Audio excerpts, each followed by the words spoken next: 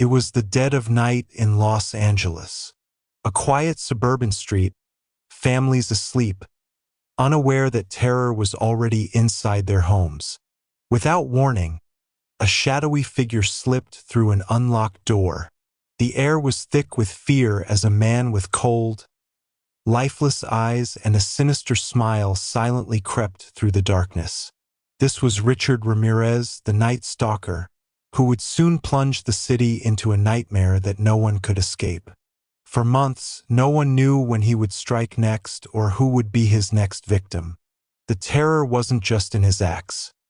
It was in the knowledge that at any moment, he could be standing in your living room, whispering death into your ears. If you enjoyed the story, give it a like. It really makes me happy. And if it wasn't your favorite, that's okay. Hit dislike so I can make the next one better for you. Now let's begin. Chapter 1. The city that never slept, Los Angeles in fear. In the mid-1980s, Los Angeles was a city shimmering with restless energy. It was the era of neon lights, Hollywood dreams, and sun-bleached streets stretching endlessly toward the Pacific. Yet beneath the glamour and golden promises, shadows lengthened. For months, a quiet terror drifted through the neighborhoods, from the sun-kissed suburbs of Glendale to the quiet streets of Monterey Park. People locked their doors not out of habit but out of desperation. The night had become a living thing, filled with whispers of an unseen predator. The city that once prided itself on sleepless ambition suddenly stayed awake for darker reasons. It began subtly at first. Strange reports that didn't seem to connect. Police logs filled with late-night break-ins, terrified families, odd footprints near open windows. But soon, these stories took on a chilling pattern. The attacks were random, unpredictable, and without clear motive. The victims came from every walk of life, young and old, wealthy and working class, across all ethnic lines. Los Angeles had seen crime before, but this was different. This was chaos that defied logic, a pattern without rhythm. People began whispering of a phantom that moved through the city's veins, a man who could appear anywhere, at any time, under any moonlit sky. News outlets, always hungry for a story, first treated it as an odd string of home invasions. But as the violence escalated and the police struggled to find leads, a creeping panic began to swell. Talk radio buzzed late into the night. Callers spoke of hearing footsteps on rooftops, of strange men watching from the shadows.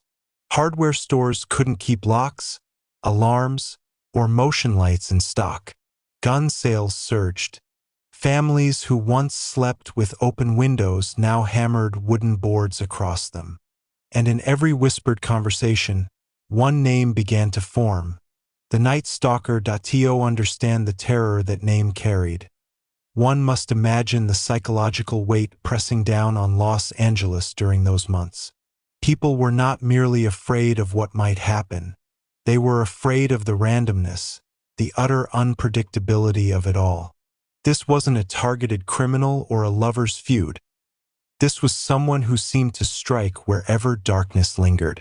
He was said to move like smoke, vanishing before the police even arrived. Witnesses offered only fragments. Tall, thin, dark hair, a shadowy silhouette framed in streetlight. To some, he looked like a ghost. To others, he was a symbol of something deeper. The loss of safety in the very place Americans believed embodied freedom. Each sunrise brought another headline, another set of photographs, another name added to the growing list of victims. Detectives worked around the clock, piecing together clues that never quite fit. The city's police departments, often divided by jurisdictional boundaries, found themselves reluctantly collaborating in what would become one of the largest manhunts in California history. It was a time before digital forensics, before security cameras watched every corner. Every clue had to be chased down on foot, every hunch tested by instinct. In the silence of late-night stakeouts, officers could feel the pulse of the city, tense, brittle, waiting for something to break. But fear did strange things to people. Neighborhood watch groups formed overnight. Strangers who had never spoken now exchanged worried glances across driveways. The very air felt different, heavier, as though the city itself was holding its breath. Churches stayed open later for those who sought comfort. The media's growing obsession didn't help. Every newscast replayed the same grainy footage of flashing police lights and yellow tape, each reporter speculating more wildly than the last.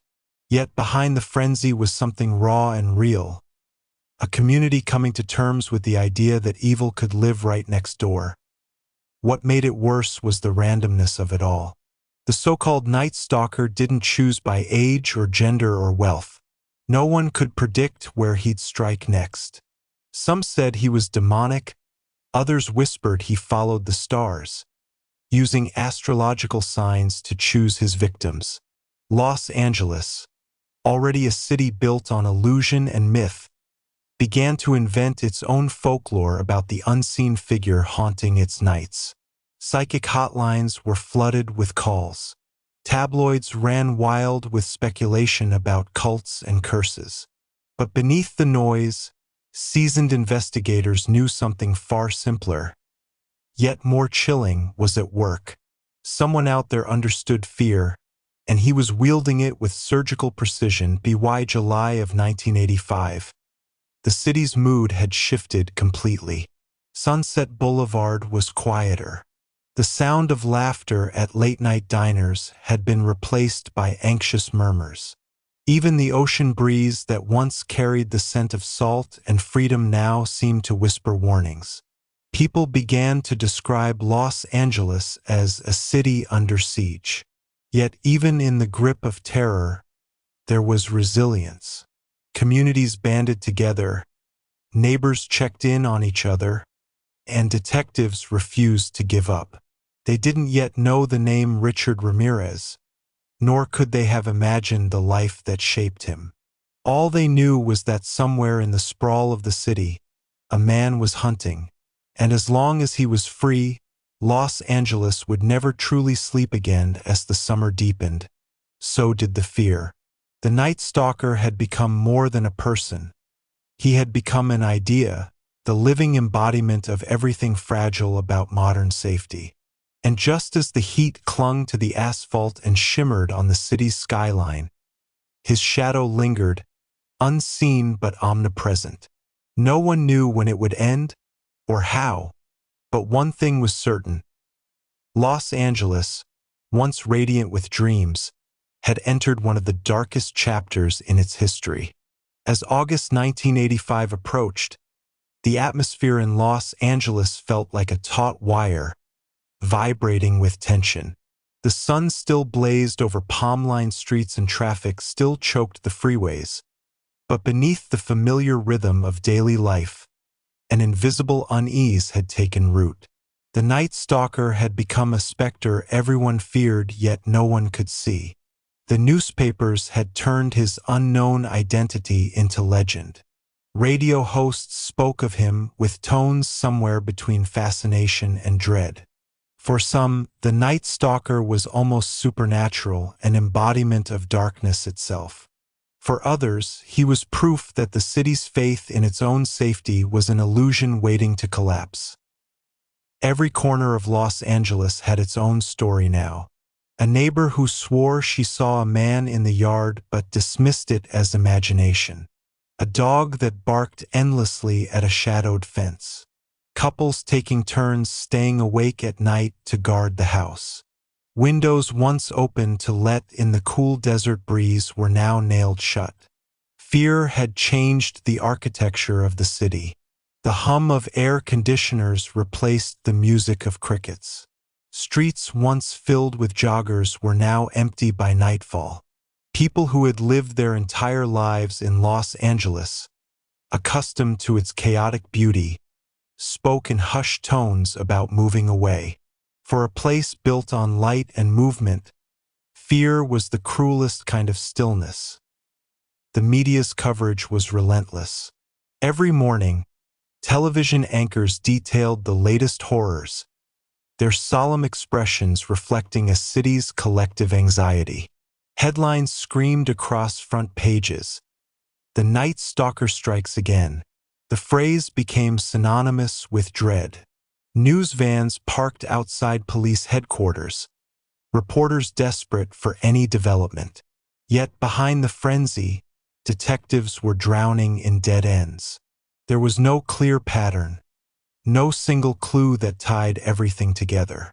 Each crime scene left behind traces, a footprint here, a fingerprint there, but never enough to close the circle. The killer seemed to know the city's pulse, slipping through its arteries with unholy ease. That it wasn't just the brutality of the crimes that terrified people. It was the mystery of how he moved. He was said to appear miles apart in a single night, as though Los Angeles itself conspired to hide him. Witnesses described seeing a man with dark eyes and a chilling smile, but descriptions varied so wildly that they offered no help. He could have been anyone: a face in a crowd, a driver at a stoplight, a stranger at the grocery store. And that uncertainty fed the fear. Rumors circulated faster than facts. Some said he drove a stolen car that changed every few nights. Others whispered he could vanish into alleyways like smoke. For the police, it became a race against both time and hysteria. They worked around the clock, moving from one crime scene to another, their frustration mounting. Officers who had seen the worst Los Angeles had to offer were shaken by the randomness of it all. Detectives from multiple counties, Los Angeles, San Francisco, Orange, began meeting in secret to compare notes, desperate to find the thread connecting it all. The Night Stalker didn't adhere to geographic boundaries. He treated Southern California like his own hunting ground. And every time they thought they were close, he slipped away, leaving the city reeling once more. Meanwhile, the residents of Los Angeles began to live by new unspoken rules. Don't walk alone after dark. Don't leave a window open. Double lock every door.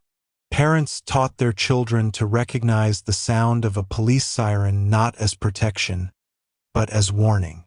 In coffee shops and grocery stores, strangers discussed the Night Stalker as though speaking his name might somehow summon him. Some refused to say it at all. To them, he was simply him.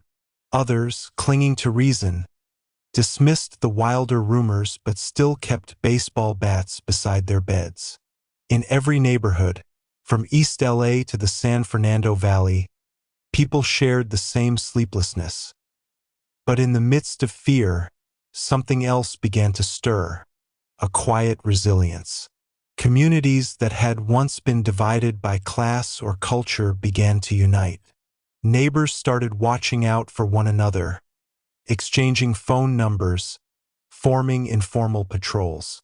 Police encouraged citizens to report anything suspicious, and slowly, threads of cooperation began to emerge. Fear had carved cracks into the city, but from those cracks, unity began to grow. Even as the Night Stalker moved unseen, the city's people began to adapt, fighting the only way they could, by refusing to surrender completely to fear. In the heat of those nights, Los Angeles took on an eerie beauty. Streetlights cast long shadows on deserted sidewalks, their golden glow illuminating empty playgrounds and parked cars. The city's skyline glittered like a mirage, calm and distant, even as terror crawled beneath it. Yet through it all, Los Angeles endured. The same city that had weathered fires, floods, and earthquakes was now enduring something more elusive: the collapse of safety itself. Still, beneath the fear there was defiance. For every door locked, 1,000 hearts still refused to give in. People still went to work, still gathered at diners, still dreamed. They whispered to each other that he would be caught, that someday soon the shadow would have a name. And indeed, that day was coming. But before Los Angeles could learn who the Night Stalker really was, the city would first have to stare deeper into its own darkness. In time, the face behind the terror would emerge. A man whose childhood, influences, and obsessions would seem almost unimaginable.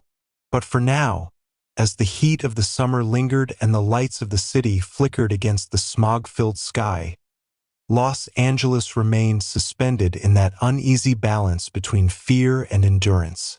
It was a city that never truly slept, not because it was alive with dreams, but because it was haunted by something it could not yet understand. And somewhere out there, in the sprawl of concrete and desert wind, the Night Stalker moved quietly through the dark, watching, waiting, and reminding an entire city that evil, once unleashed, doesn't always roar. Sometimes it whispers. Chapter 2. Shadows of a Troubled Youth. Before the name Richard Ramirez became synonymous with terror, he was a boy shaped by shadows, born into a world that seemed to whisper darkness from the start. He came into being on February 29, 1960, a leap-year child, born in El Paso, Texas. His family was large and working class, deeply rooted in Mexican-American culture, and like many immigrant families of the time, they lived between two worlds, one of struggle and one of quiet hope for something better. His father, Julian Ramirez, had once been a policeman in Juarez, Mexico, but after moving to Texas, he found himself working long, grueling hours on the railroads. His temper was fierce, his expectations high, and his patience short.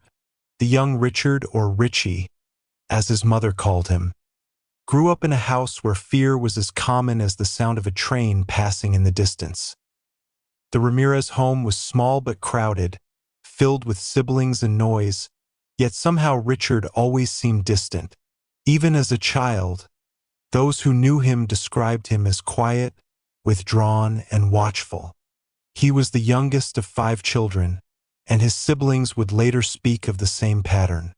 A home filled with tension, where discipline often crossed into violence. His father's anger would erupt without warning, and when it did, Richard would slip away, often wandering outside for hours, gazing into the desert horizon. Those moments alone became his refuge, his way of escaping the turmoil inside the walls of his home. That it was during these early years that something else began to take hold. A fascination with darkness, with the unknown. His cousin, Miguel, known as Mike, would play an unexpected and fateful role in shaping that fascination. Mike was a decorated Vietnam veteran who had returned home deeply changed. The war had left its scars, not just on his body but on his mind. He would tell young Richard stories of combat, of violence, and survival. But these were not the kind of tales one tells to children. They were graphic, haunting, told with a kind of pride that blurred the line between horror and heroism. For the impressionable boy listening, those stories didn't sound like warnings. They sounded like lessons. Mike would show him photographs from his time in Vietnam, disturbing images of the people he had killed, trophies of war that filled the boy's imagination with things no child should ever see. And as if that weren't enough, Mike began to teach Richard other things: how to handle weapons, how to move silently, how to stalk prey. It was mentorship twisted by trauma. In the eyes of the young boy, his cousin wasn't a broken man haunted by war. He was powerful, fearless, a survivor. And that admiration planted the first seed of distortion, the confusion between power and cruelty. At T-school, Richard struggled. Teachers described him as distracted, often staring off into space, his thoughts elsewhere. He was shy, rarely spoke, and avoided eye contact. he began experiencing intense nightmares, vivid dreams that left him sweating and afraid to sleep. As a child, he suffered head injuries more than once, and later reports suggested these may have altered his development, fueling impulsivity and aggression. But even more than his injuries, it was the constant exposure to instability that shaped him. His family life, his cousin's influence, and the quiet violence of his environment all converged to forge a growing detachment from ordinary emotion. By his early teens, the transformation had already begun. He spent less time at home, wandering instead through the streets of El Paso, drawn to places others avoided. He became fascinated by the idea of freedom, not in the sense of opportunity but of lawlessness. He began skipping classes, stealing small items from stores, testing boundaries that no one seemed to enforce. When his cousin Mike was arrested for a horrific crime, the murder of his own wife, Richard was there. He witnessed the act, a shocking moment that branded itself into his memory. Instead of horror, what lingered in his mind was confusion, a merging of violence and power, love and death. The thin line between right and wrong began to dissolve completely. As he grew older, he sought escape wherever he could find it. Music became one outlet: hard rock, heavy metal, and songs that echoed rebellion and darkness. He became fascinated by bands whose lyrics spoke of chaos and defiance. Yet beneath the leather jackets and the bravado, there was still that quiet boy who had learned long ago that pain was a form of control. He drifted between jobs, spent time with older friends who introduced him to drugs, and began to see the world as a place without moral balance. He wasn't yet the man who would one day terrify a city, but the foundation was being built, piece by piece, like a puzzle slowly forming a monstrous image. The late 1970s found him restless, hungry for something undefined. Los Angeles shimmered from afar, a city of dreams, of bright lights and endless nights. For someone like Richard, it represented escape, anonymity, and perhaps a place where his growing darkness could roam unnoticed. Before he ever set foot there, he had already begun his descent. Drawn toward crime, thrill-seeking, and the shadows that seemed to understand him better than people ever could, there were moments when his path could have changed. A teacher who reached out, a relative who noticed the warning signs, a friend who tried to guide him differently. But those moments passed, unnoticed or unheeded. Richard had already learned that the world was divided between predators and prey, and in that belief, his conscience began to erode. Every boundary that once separated empathy from indifference began to blur, until eventually, there was almost nothing left to hold him back. The boy who once stood silent in the desert, watching the horizon for something to believe in, was becoming something else entirely, a wanderer chasing the dark. Soon, he would leave El Paso behind and follow the pull of the city that called to him from across the desert, Los Angeles, the city that would one day remember his name in whispers. By the early 1980s, Richard Ramirez had left the quiet streets of El Paso and ventured into Southern California. Los Angeles, sprawling and chaotic, offered him anonymity in ways that small-town life could never provide. Here, in the city of freeways, neon lights, and endless nights, he became a ghost in plain sight, a man moving through crowds, bars, and alleyways without attracting attention. But beneath the surface of everyday life, something darker was taking shape. He was no longer just a troubled youth.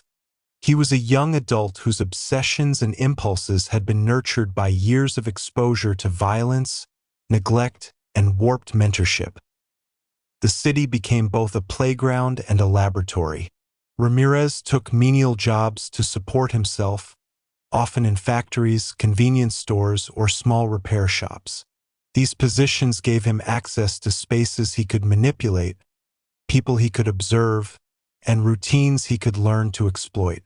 But more than work, it was the streets that became his real education. He walked at night, sometimes alone, sometimes with transient friends, mapping the rhythms of neighborhoods, watching the ways people lived, and testing boundaries. Each observation became a lesson in control and opportunity. He learned how ordinary citizens behaved, how they reacted to strangers, and where vulnerabilities lay. This period of wandering also marked his introduction to a wider circle of influences. He immersed himself in the subcultures of Los Angeles, frequenting clubs where heavy metal music, tattoo art, and rebellion converged. These spaces were exciting, intoxicating, and, for someone like Ramirez, validating. He saw in them reflections of the power he craved, the freedom he desired, and the darkness he already carried. It was a world where transgression was celebrated, where the margins of society were tolerated, even revered. In some ways, these experiences offered him what he never received at home: recognition, admiration, and a sense of belonging. Yet the more he immersed himself, the more isolated he became. He began experimenting with drugs, especially marijuana and harder substances later on, which altered perception and further eroded inhibition. Social boundaries became blurred. Relationships were superficial, his connections transient. He often slept in strangers' homes or temporary shelters, living a nomadic existence even within the city. But in this instability, a disturbing clarity emerged. He understood himself as an outsider, a shadow moving alongside the city's light. He recognized his ability to manipulate, to intimidate, and to dominate. These skills, honed in small acts of theft or deception, would eventually evolve into something far more sinister. By now, Ramirez had begun to study people not as companions, but as subjects. He watched them closely, their habits, their routines, their vulnerabilities. He memorized the ways houses were secured, the patterns of neighborhoods, and the quiet signals of human behavior that indicated fear or submission.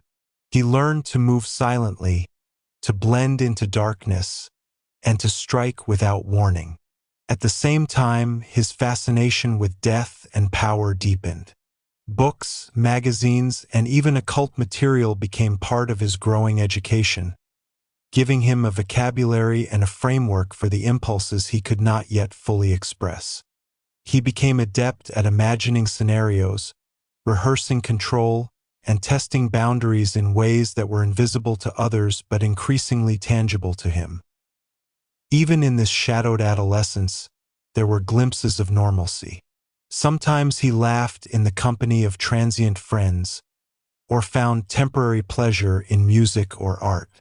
He could charm or intimidate at will, blending light and darkness in ways that made him both attractive and frightening. But these moments were fleeting. They were overshadowed by the patterns that were solidifying within him: a need for dominance, a fascination with pain, and a compulsion to experiment with fear itself. The young man walking the streets of Los Angeles was no longer just a troubled boy. He was a careful observer, a strategist, and a seeker of experiences that could satisfy impulses he did not yet fully understand. By 1984, the contours of what would later become his notorious behavior were already emerging. Small crimes, burglaries, and aggressive acts began to accumulate, but police and society viewed them as isolated incidents.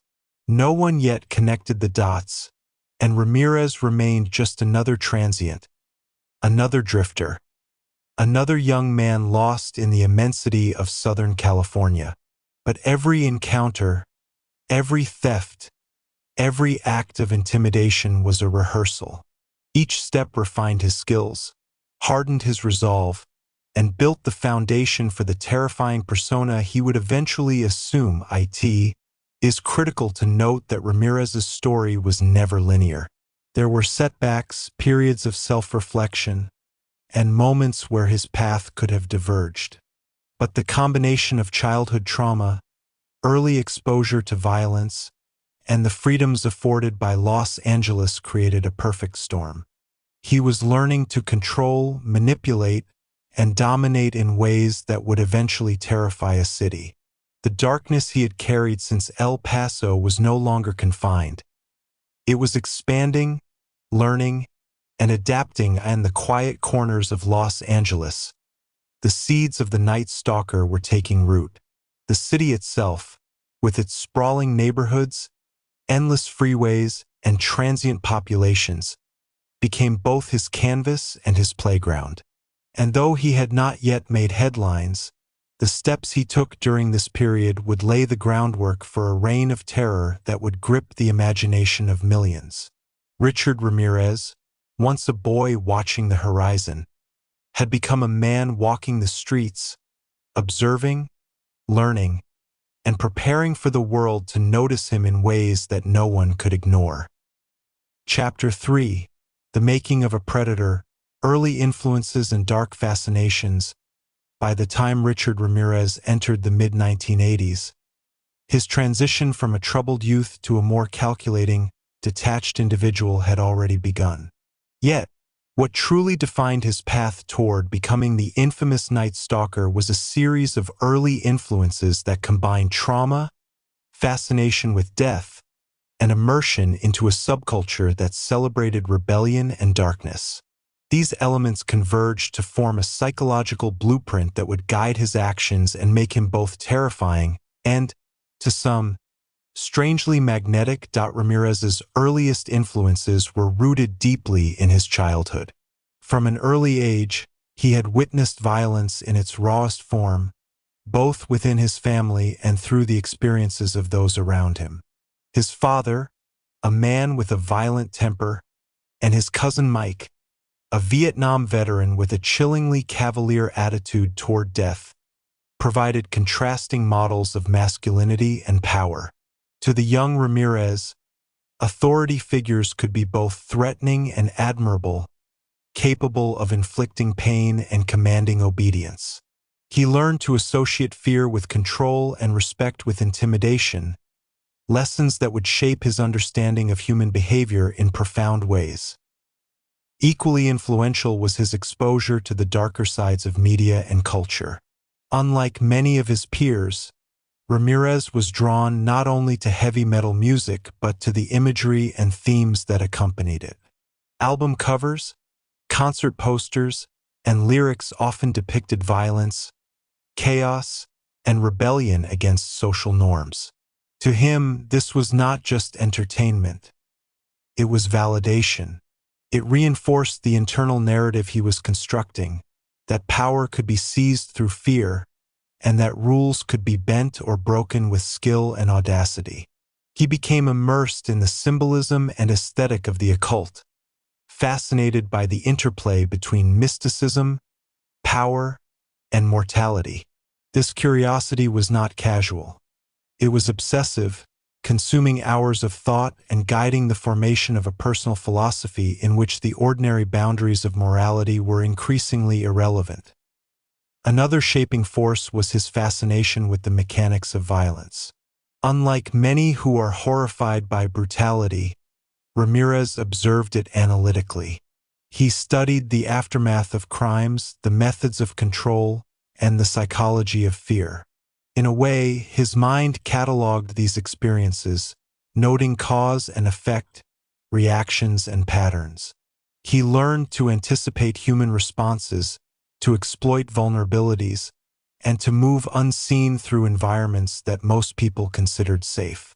The lessons he had internalized during childhood, that the world could be controlled through fear, intimidation, and violence, were now being tested in practical ways, through petty crimes and increasingly daring acts that demanded planning and discretion. Ramirez also absorbed influences from the subcultures he encountered in Los Angeles. Nightclubs, music venues, and transient communities offered him a stage to observe and experiment with identity, power, and perception.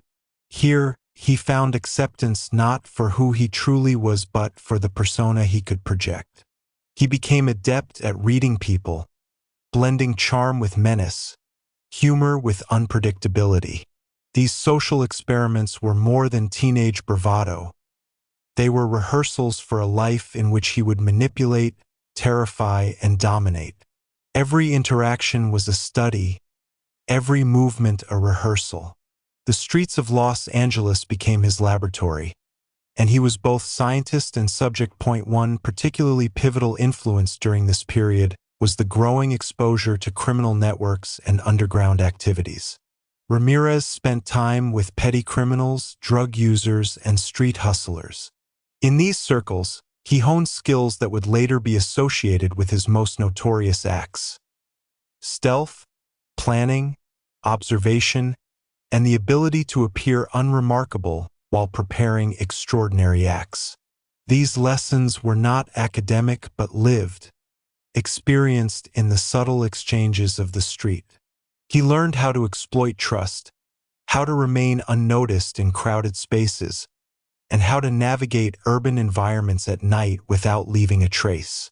It was the perfect apprenticeship for someone who would eventually become an invisible predator in a city teeming with life. Yet what truly set Ramirez apart was the intensity of his internal world. Unlike most who explored dark themes in fantasy or art, he sought a visceral, tangible connection to power and fear. Dreams and nightmares often reflected his obsessions, offering both rehearsal and reinforcement. He began to blur the line between imagination and reality, envisioning scenarios in which he exercised total control over life and death. While other young men of his age were forming relationships or pursuing conventional ambitions, Ramirez was constructing a psychological architecture of dominance, rooted in a fascination with mortality, pain, and submission. The combination of personal trauma, cultural fascination with death, immersion in subcultures, and practical experience in criminal behavior formed a dangerous alchemy. Ramirez's mind was a crucible in which early influences fused with observation, curiosity, and instinct to create patterns of thought and behavior that would later manifest in acts shocking to an entire city.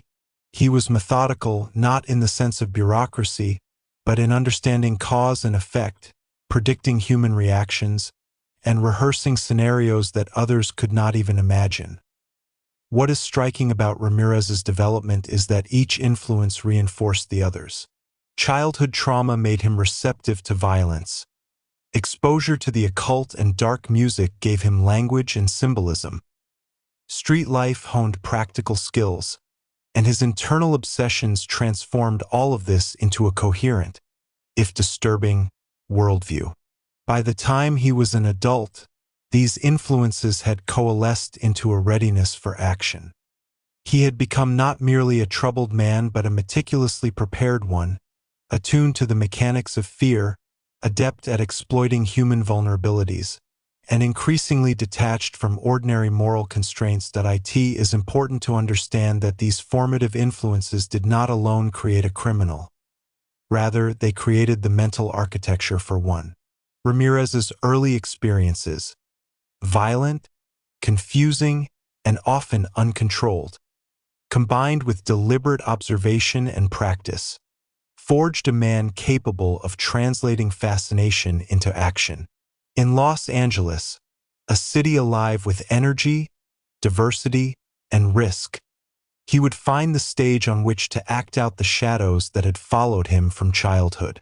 And so, even before the city would feel the full weight of his presence, the making of a predator was complete. A man shaped by trauma, obsession, and a chilling curiosity about the nature of fear itself. As the 1980s progressed, Richard Ramirez's transition from a wandering youth into a figure of escalating menace became more apparent, though he remained largely invisible to the public. His life was increasingly defined by duality. Outwardly, he could appear normal or even charismatic, Yet underneath lay a mind meticulously attuned to the mechanics of fear and dominance. Every action, from petty thefts to encounters with strangers, was part of a rehearsal in control and psychological manipulation. Los Angeles, a sprawling metropolis with countless neighborhoods and shifting populations, provided the perfect environment for such clandestine practice. Ramirez's fascination with death and darkness had evolved into a broader worldview, one in which moral boundaries were negotiable and social conventions were merely obstacles to be circumvented. He immersed himself in literature and media that explored violence, criminality, and occult practices. Newspapers, true crime magazines, and sensational stories were not simply entertainment. They became guides. Each account of crime or investigation allowed him to study method, consequence, and vulnerability. In his mind, he analyzed the human psyche, learning how people reacted to threat, how fear could be amplified, and how control could be exerted without exposure. These observations reinforced his growing belief in the utility of fear as a tool, not just for dominance, but for influence. During this period, Ramirez's social interactions were carefully calculated. He gravitated toward people who were themselves on the fringes. Other transients, individuals involved in criminal or subcultural lifestyles, and those who lived outside conventional structures. These relationships were transactional rather than emotional. He learned to read others quickly, discerning strength and weakness, and adapting his behavior to manipulate outcomes. Charm could be wielded to gain trust, intimidation to enforce compliance, and indifference to test boundaries. Every encounter strengthened his understanding of human behavior, refining skills that would later prove essential in his ability to move unnoticed among potential victims. Yet, Ramirez's intellectual engagement with fear and control was inseparable from a visceral curiosity. He sought experiences that bridged fantasy and reality, often experimenting in ways that skirted legal and moral limits. Petty thefts, breaking and entering, and small-scale intimidation were no longer merely criminal acts. They were rehearsals, tests of his capacity to exert power while remaining undetected. He began to appreciate the thrill of stalking, of watching from a distance, and of learning intimate details about the habits and vulnerabilities of others. Each minor success reinforced his growing confidence and sharpened his methods. By the mid-1980s, Ramirez's path had become increasingly intentional. Los Angeles offered both anonymity and opportunity, a combination that encouraged risk-taking and experimentation.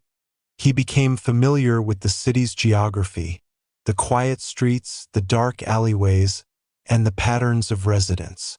Public transport, highways, and service roads were studied not just for movement but for strategy. He observed security patterns, household routines, and social behaviors, cataloging them for future reference. The city was, in essence, a living map of possibility, and Ramirez navigated it with precision. His personal life remained fragmented. Friendships were shallow, romantic relationships fleeting, and family ties sporadic. This isolation, rather than causing despair, seemed to reinforce his sense of self-sufficiency. He had no one to answer to, no moral framework to guide him, and no constraints beyond those he imposed upon himself. In psychological terms, this combination of detachment, curiosity, and methodical observation created a fertile environment for behaviors that would eventually escalate into notoriety. Every day became a rehearsal, every interaction an experiment, every street a classroom for the practical application of his obsessions. Importantly, Ramirez's early fascination with the occult persisted and intensified. Symbols, rituals, and superstitions were not mere decoration. They provided a framework for understanding power and chaos. In his own mind, these beliefs reinforced a sense of inevitability, as though he were guided by forces beyond ordinary human comprehension. The interplay between fear, ritual, and control became a recurring theme in his behavior. It also connected him to a subculture that both celebrated transgression and rationalized it through myth, symbolism, and rebellion. These influences would later intersect with his criminal actions, amplifying their psychological complexity and public fascination. By the time Ramirez was in his early 20s, the convergence of trauma, curiosity, social experience, and self-directed experimentation had created a man fully prepared to act. He was meticulous, observant, and daring, yet outwardly unremarkable. His physical presence, thin, unassuming, often blending into crowds, was deceptive, masking a mind capable of strategy, psychological manipulation, and extreme risk-taking. He had learned the invisible language of fear, studying reactions and predicting behavior with unnerving accuracy. In essence, he had become both architect and instrument of his own future crimes. It is crucial to recognize that Ramirez's evolution was not the product of a single factor. It was a cumulative process, shaped by family dysfunction, exposure to violence, immersion in subcultural narratives, and deliberate experimentation. Each influence reinforced the other, creating a feedback loop that strengthened his obsessions and eroded conventional moral constraints. By the time he arrived in Los Angeles with the intention of seeking opportunity, he carried with him a repertoire of psychological tools, social strategies, and deeply ingrained fascination with fear and control. Thus, the making of the Night Stalker was complete long before his crimes became public knowledge. Los Angeles, with all its complexity, diversity, and darkness, provided the stage. Ramirez had spent years constructing the psychological architecture necessary to navigate that stage successfully. He was no longer merely a troubled youth. He was a predator in waiting, his skills honed through a combination of observation, experimentation, and intellectual curiosity about human vulnerability. The city would soon feel the consequences of this preparation, though at this point, most residents remained blissfully unaware of the storm that would descend upon them. Chapter 4. A wanderer in the City of Angels. By the mid-1980s, Richard Ramirez had fully entered the sprawling labyrinth of Los Angeles, a city both vast and chaotic, where millions moved through streets, freeways, and neighborhoods, each absorbed in their own lives. For Ramirez, the city was not just a place to live. It was a canvas, a living experiment in observation, adaptation, and strategy. He moved through it like a shadow, blending effortlessly into crowds, observing routines, and memorizing the minutiae of urban life. Los Angeles, with its neon lights, nightlife, and constant motion, offered him anonymity and endless opportunities to study people and environments without drawing attention. His days were often mundane in appearance. Ramirez held temporary jobs, frequently under the radar in factories, garages, and small businesses where oversight was minimal. These positions provided him with a basic income but also the freedom to come and go, to monitor the rhythms of life, and to practice invisibility. He developed habits that allowed him to traverse the city unnoticed, walking long stretches of streets, studying building layouts, and understanding the patterns of police patrols. Every alley, apartment complex, and suburban street became a node of data in his mind, forming a mental map that would later enable him to move with remarkable efficiency. Yet the city itself was more than just geography. It was a reflection of the chaos and diversity that resonated with Ramirez's inner world. Los Angeles in the 1980s was a city of contrasts. Wealth and poverty existing side by side, opulence and decay intermixed, all against a backdrop of vibrant culture and creative energy. For someone like Ramirez, These contrasts offered lessons in human behavior, power dynamics, and vulnerability. Observing how different people lived, how they interacted with their environment, and how they responded to perceived threats provided him with insights he would later exploit. The city's unpredictability became a mirror for the unpredictability he increasingly valued within himself. Nightlife was another classroom. Ramirez frequented clubs, bars, and late-night venues where the pulse of the city was at its strongest. These spaces allowed him to interact with strangers without scrutiny, to test his social skills, and to observe reactions to charm, aggression, or indifference. He became adept at reading microexpressions, body language, and subtle cues, skills that would later enhance his ability to anticipate the actions of potential victims. At the same time, these excursions reinforced his fascination with the thrill of risk. He developed a sense of exhilaration from walking into spaces that demanded awareness, agility, and psychological attunement. Every interaction, however fleeting, became an experiment in observation and adaptation.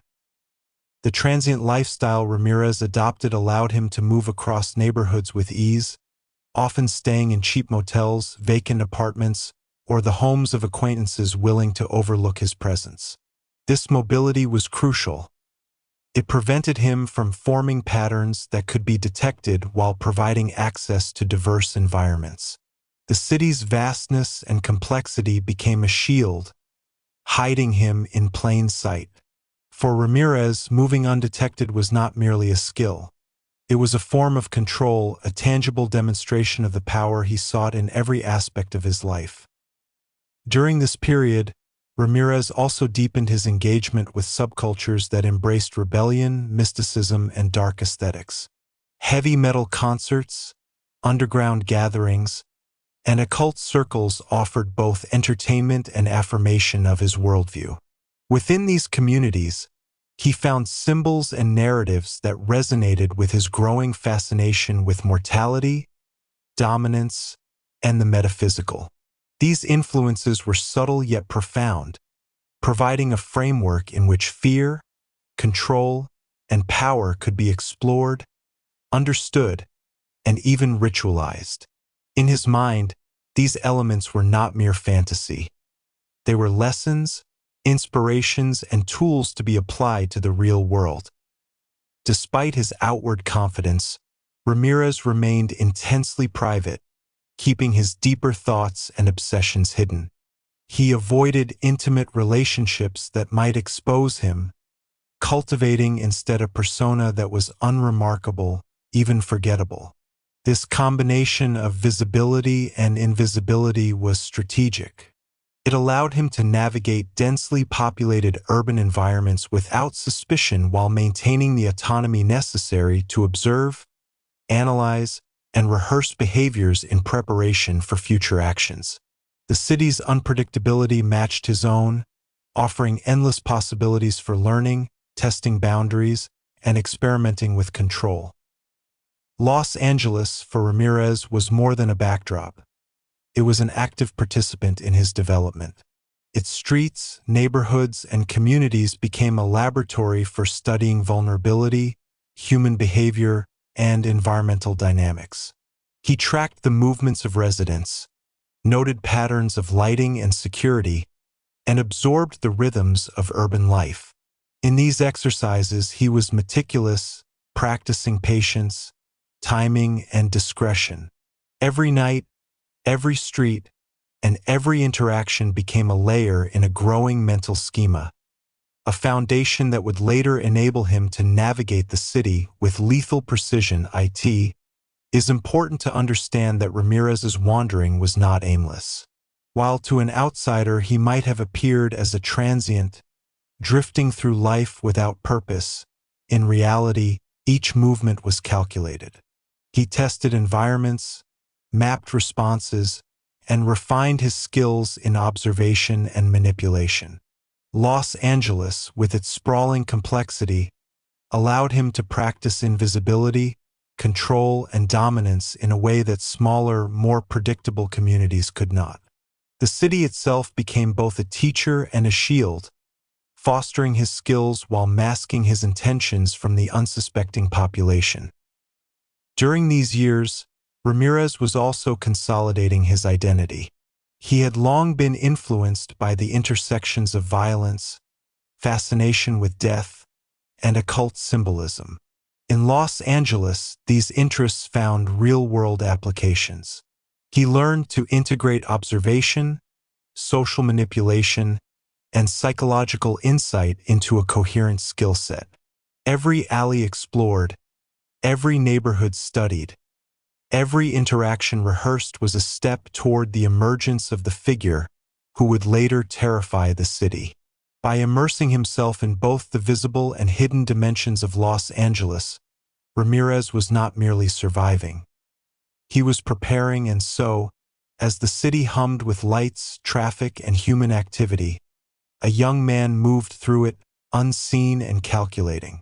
Los Angeles was alive with possibility, danger, and contradiction, and Ramirez's presence went largely unnoticed. Yet every night, every walk, and every observation brought him closer to a point where the city itself would recognize him. Not as a young drifter, but as the Night Stalker, a figure whose name would become synonymous with fear, unpredictability, and darkness. As Ramirez continued to navigate Los Angeles, the city's sprawling nature and shifting populations played into his evolving methods of observation and survival. Each neighborhood, from the sun-drenched suburbs to the more industrial districts, offered unique lessons in human behavior, patterns of daily life, and vulnerability. For him, the city was not merely a place of residence. It was a living, breathing experiment. The streets, alleyways, and backroads became the nodes of a mental map, each detail cataloged and analyzed for utility. Where others saw chaos, Ramirez saw structure and opportunity. Nightfall was when his true attentiveness revealed itself.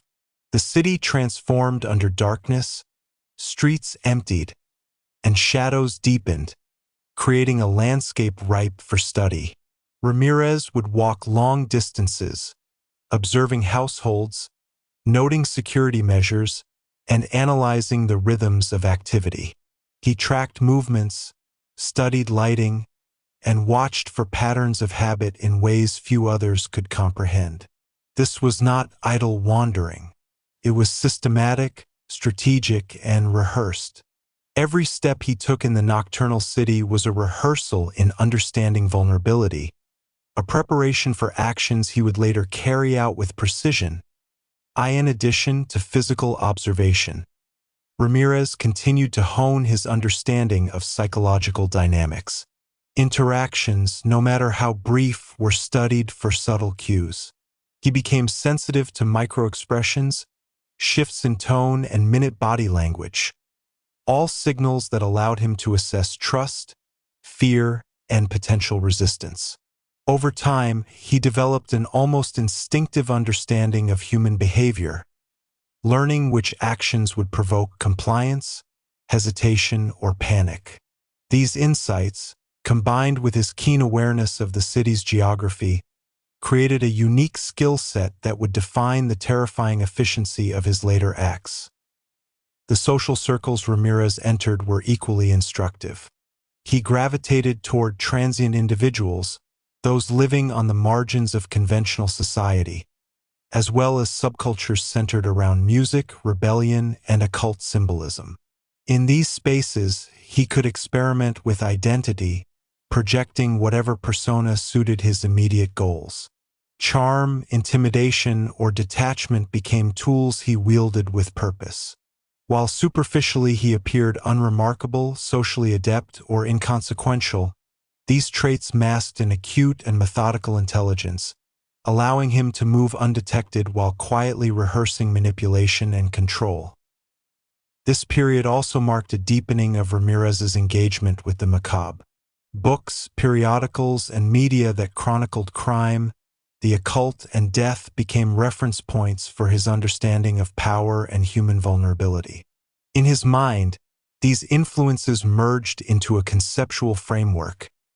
Fear was not accidental. It could be engineered, cultivated, and exploited.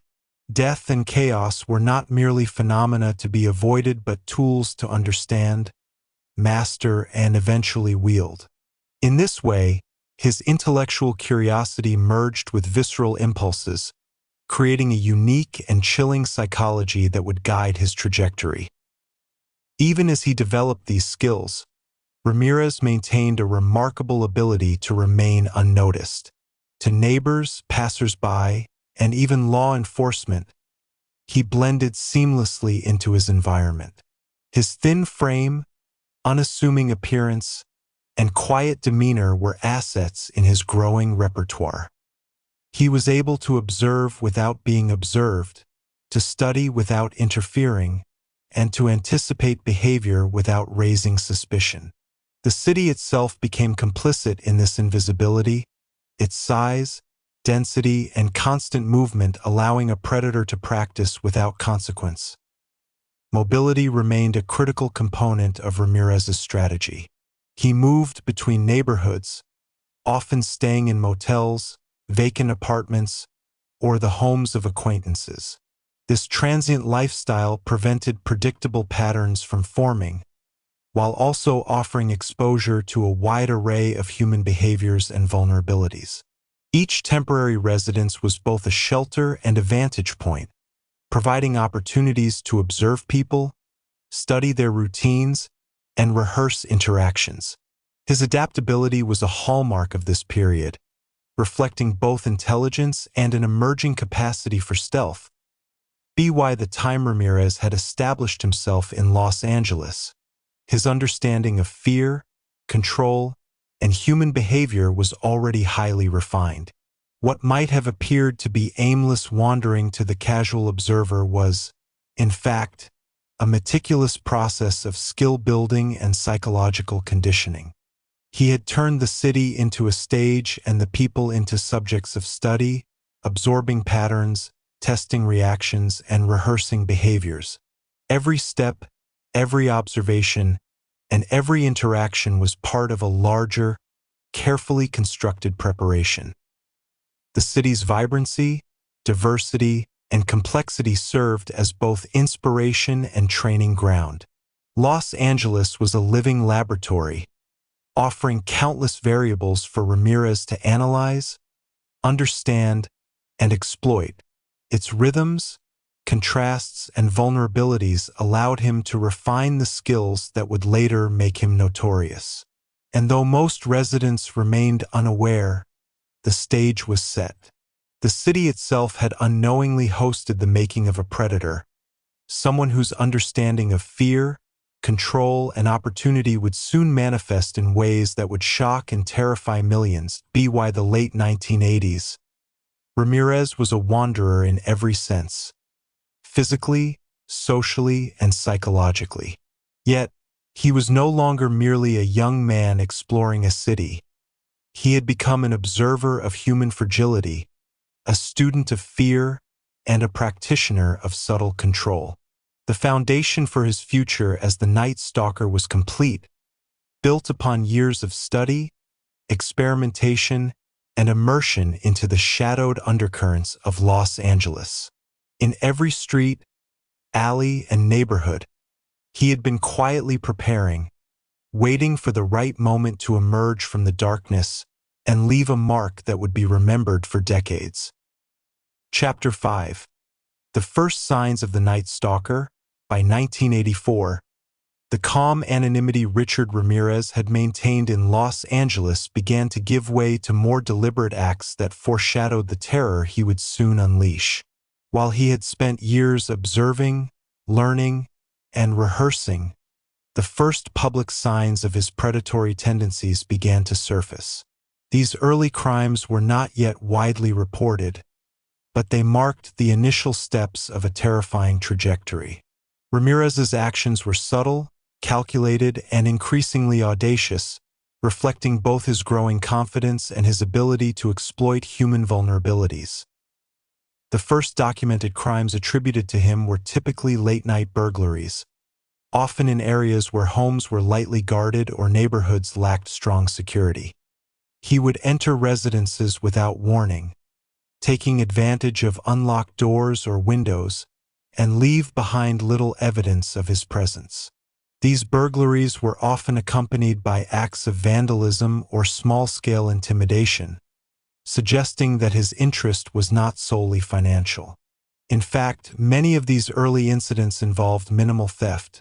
The true objective appeared to be control, the psychological domination of the household, and the thrill of moving through spaces unobserved. Witnesses occasionally reported glimpses of a man moving near their homes at night, but descriptions varied widely. Some noted a thin, dark-haired figure. Others recalled seeing someone in casual clothing who appeared out of place yet unthreatening. Ramirez's ability to blend into his environment, combined with the random nature of his targets, made him nearly impossible to trace at this stage. Law enforcement initially treated these cases as isolated burglaries, unaware that they were witnessing the emergence of a serial predator with a specific methodology. Beyond the physical acts of intrusion, Ramirez displayed early signs of ritualistic behavior. Certain items were disturbed or left in unusual positions, and in some cases, occult symbols or references were noted, though inconsistently. These actions were not fully understood at the time, but they demonstrated a merging of his fascination with the occult, death, and dominance.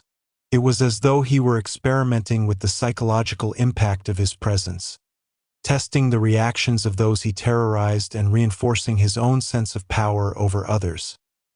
These early acts were also marked by extreme patience and timing. Ramirez had learned to wait for opportunities, to study households, and to identify moments when residents were most vulnerable. He observed daily routines, noting patterns in behavior, sleep schedules, and security measures. His ability to anticipate the actions of his targets allowed him to strike with precision, leaving them startled, confused, and terrified. Even at this early stage, the combination of observation, patience, and control was evident, hallmarks that would define his later crimes. Police investigations in these months were hampered by the randomness of the offenses. Unlike typical criminal patterns, Ramirez's selection of victims did not conform to clear socioeconomic, geographic, or demographic boundaries. Homes were broken into in affluent suburbs as well as working-class neighborhoods, targeting families, single individuals, and elderly residents alike. This unpredictability created both fear among the public and confusion among law enforcement. Investigators found no consistent signature beyond the subtle psychological imprint left on victims, a faint sense that someone had intruded into the most private aspects of their lives and vanished without trace. Ramirez's early development as a predator also involved refining his physical skills. He became proficient in stealth, learning to move silently across floors, through hallways, and around obstacles. He studied locks, doors, and security systems, gaining a practical understanding of vulnerability and access. These skills, while seemingly mundane, became foundational to his later ability to penetrate residences undetected and maintain control over his environment. In essence, every burglary, every observation, and every calculated risk was a rehearsal in mastery. There were early reports of attacks that were less about theft and more about intimidation.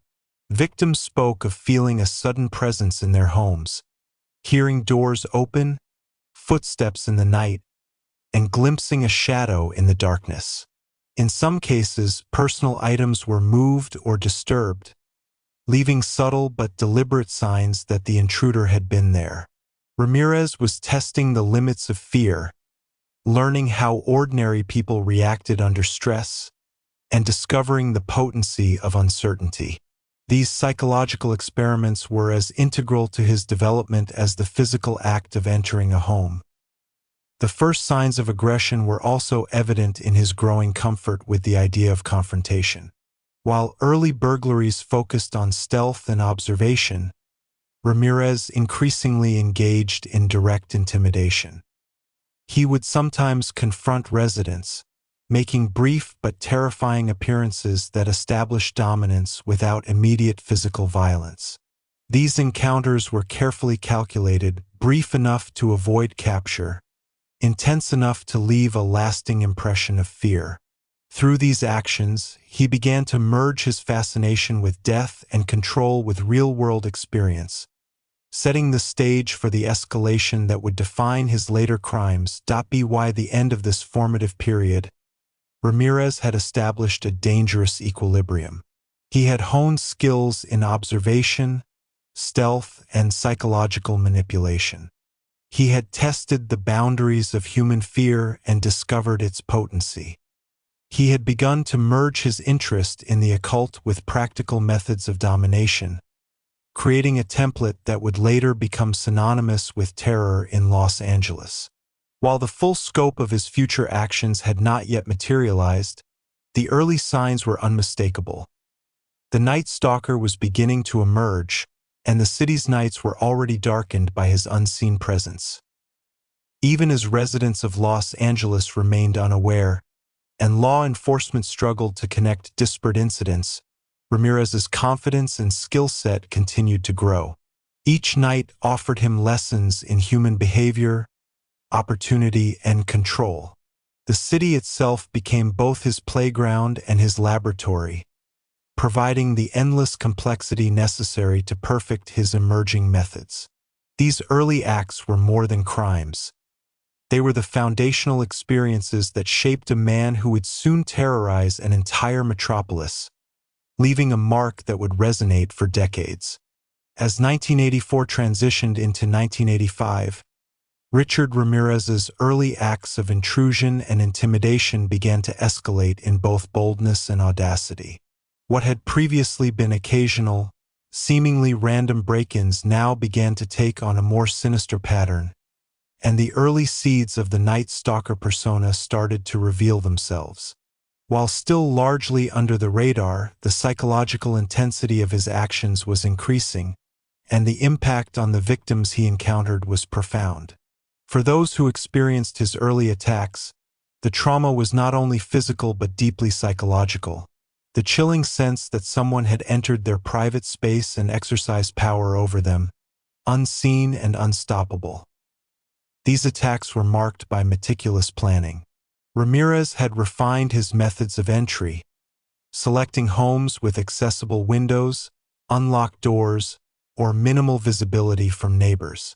He would often observe the household for days or weeks, noting patterns such as when residents left for work, their sleeping schedules, or which security measures were lax.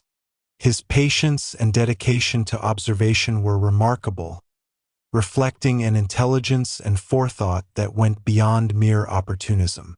He wasn't simply committing crimes. He was rehearsing, testing, and perfecting the act of instilling fear. In many early incidents, Ramirez demonstrated a disturbing fascination with control and psychological manipulation. Even when no items were stolen, he would leave evidence of his intrusion. Doors ajar, personal belongings disturbed, or symbols and marks left in plain sight. The objective was clear. The victim needed to feel violated, powerless, and aware of an invisible presence. In some cases, he would confront the residents directly, making brief appearances that were both terrifying and calculated. These encounters were designed to assert dominance while avoiding immediate apprehension, a delicate balance that required acute awareness of human behavior. Los Angeles in the mid-1980s, with its sprawling neighborhoods and varying levels of urban vigilance, provided an ideal backdrop for these early crimes. From the affluent suburbs with their complacent sense of safety to more transient districts where crime was often overlooked, Ramirez moved with strategic discretion. He learned to exploit the gaps in the city's social and physical structures, using familiarity with routines, escape routes, and environmental nuances to his advantage. In this way, Los Angeles became both a playground and a laboratory, a dynamic environment in which his skills could develop without immediate consequence. The psychological imprint Ramirez left on victims was a hallmark of these early attacks.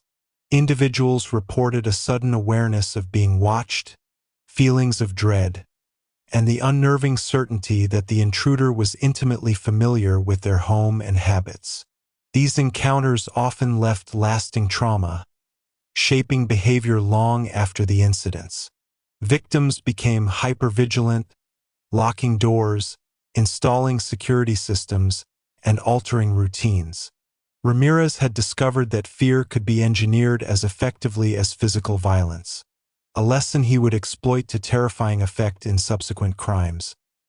During this period, Ramirez's criminal actions were also increasingly influenced by his fascination with the occult and ritualistic symbolism. While early acts of intimidation were inconsistent in this regard, certain patterns began to emerge, hinting at the integration of belief, fantasy, and real-world action.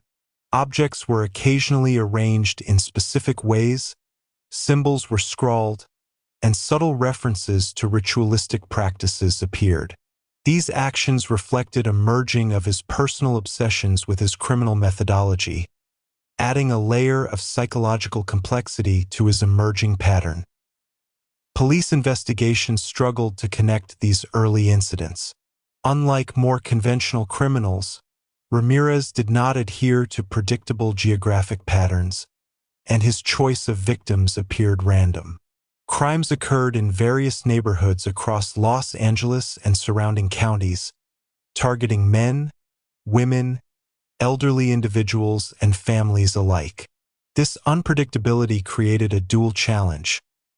Victims were unprepared, and law enforcement lacked a coherent profile to track. While individual burglaries were investigated as isolated cases, the underlying thread of psychological terror remained invisible to authorities, allowing Ramirez to continue his evolution unchecked. Another key element of Ramirez's emerging methodology was his growing confidence in confrontation. He began to test boundaries, assessing how far he could push without immediate consequence. This involved brief, often terrifying interactions with residents, sudden appearances in homes, verbal threats, or calculated gestures of menace. These encounters were precise, designed to instill fear while minimizing risk to himself. Through them, he not only reinforced his sense of power but also gathered invaluable information about human reactions to extreme stress and perceived danger. By the end of this early period, Richard Ramirez had transformed from a wandering, observant youth into a practitioner of fear and control. Each act, whether a simple burglary or a brief confrontation, served to refine his skills and expand his understanding of human vulnerability. He had developed a psychological acuity that allowed him to anticipate behavior, manipulate perception, and operate with near-total stealth. Los Angeles, unknowingly, had become both his classroom and his proving ground. The first signs of the Night Stalker were no longer merely preparatory. They were the initial manifestations of a calculated, methodical, and highly intelligent predator. Ramirez's actions had moved beyond simple exploration or petty crime. They were deliberate rehearsals in terror, laying the groundwork for the violent, high-profile attacks that would soon grip the city in fear. And though the general public remained unaware, and law enforcement remained reactive rather than proactive, Ramirez was steadily sharpening the skills and psychological strategies that would define one of the most infamous criminal careers in American history. Chapter 6. The Reign of Terror begins. First murders and escalation. By the spring of 1985, Richard Ramirez had moved beyond burglary, intimidation, and psychological manipulation. His crimes escalated into acts of lethal violence. The first murders marked a turning point, transforming him from a dangerous intruder into a figure of true terror for Los Angeles and surrounding communities. These initial killings were not random in their execution. They reflected the meticulous planning, deep observation, and evolving methodology Ramirez had been cultivating for years. Each act demonstrated not only physical skill but a profound understanding of fear, control, and human vulnerability. The victims of these early murders were chosen with a mixture of opportunity and calculated observation. Ramirez sought households where vulnerability was maximized, elderly individuals living alone, families with isolated homes, or people who exhibited predictable routines. Surveillance, which had previously focused on entry points and patterns of behavior, now extended to understanding emotional states, timing, and response to threat. He assessed how people would react under duress, and he used this knowledge to orchestrate encounters that would maximize fear while minimizing risk of apprehension. The first documented murder attributed to Ramirez occurred in a suburban neighborhood during the dead of night. The victim, an elderly woman, was alone in her home. Ramirez had surveilled the residence over several nights, observing her habits and the routines of nearby neighbors. When he determined the optimal moment, he entered silently, taking care to leave no trace of forced entry. The act was swift, brutal, and calculated. Not a spontaneous eruption of violence, but a premeditated event designed to assert control and satisfy a growing compulsion. The victim's inability to resist or escape reinforced his sense of power, and the successful completion of the act emboldened him for future attacks. In the immediate aftermath, Ramirez continued to refine his methods. He studied the effects of his actions on the crime scene, noting how fear manifested in physical and emotional responses. Each murder provided feedback that he absorbed, integrating these lessons into a growing repertoire of techniques for intimidation, entry, and control. Over time, his approach became more sophisticated. While the murders themselves were shocking, the psychological component, the terror instilled in the victims, their families, and later the wider community, became an integral aspect of his identity as a predator. Simultaneously, Ramirez's confidence expanded to include more confrontational and audacious acts. He no longer confined himself to isolated homes or highly vulnerable targets. In several incidents, he entered homes while multiple residents were present, engaging directly with his victims in ways that were both terrifying and manipulative. These encounters required not only physical skill but an acute understanding of human psychology. Ramirez could project dominance, fearlessness, and unpredictability simultaneously, creating an atmosphere in which victims often complied out of sheer terror, giving him absolute control over the situation. The methodology of his crimes also evolved. Weapons became tools not only for killing but for asserting dominance. He carried items designed for intimidation, often using them to test reactions before escalating to lethal violence. The choice of entry points, timing, and approach was always deliberate.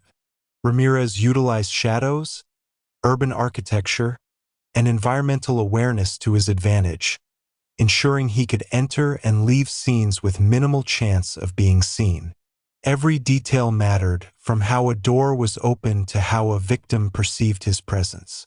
His growing expertise in stealth, observation, and control made him an elusive and highly dangerous predator. The psychological toll on the community began to surface as these first murders were reported. Residents, initially alarmed by burglaries and intrusions, now faced a terrifying reality. Someone was killing seemingly at random, yet with precision and purpose. Law enforcement faced immense challenges.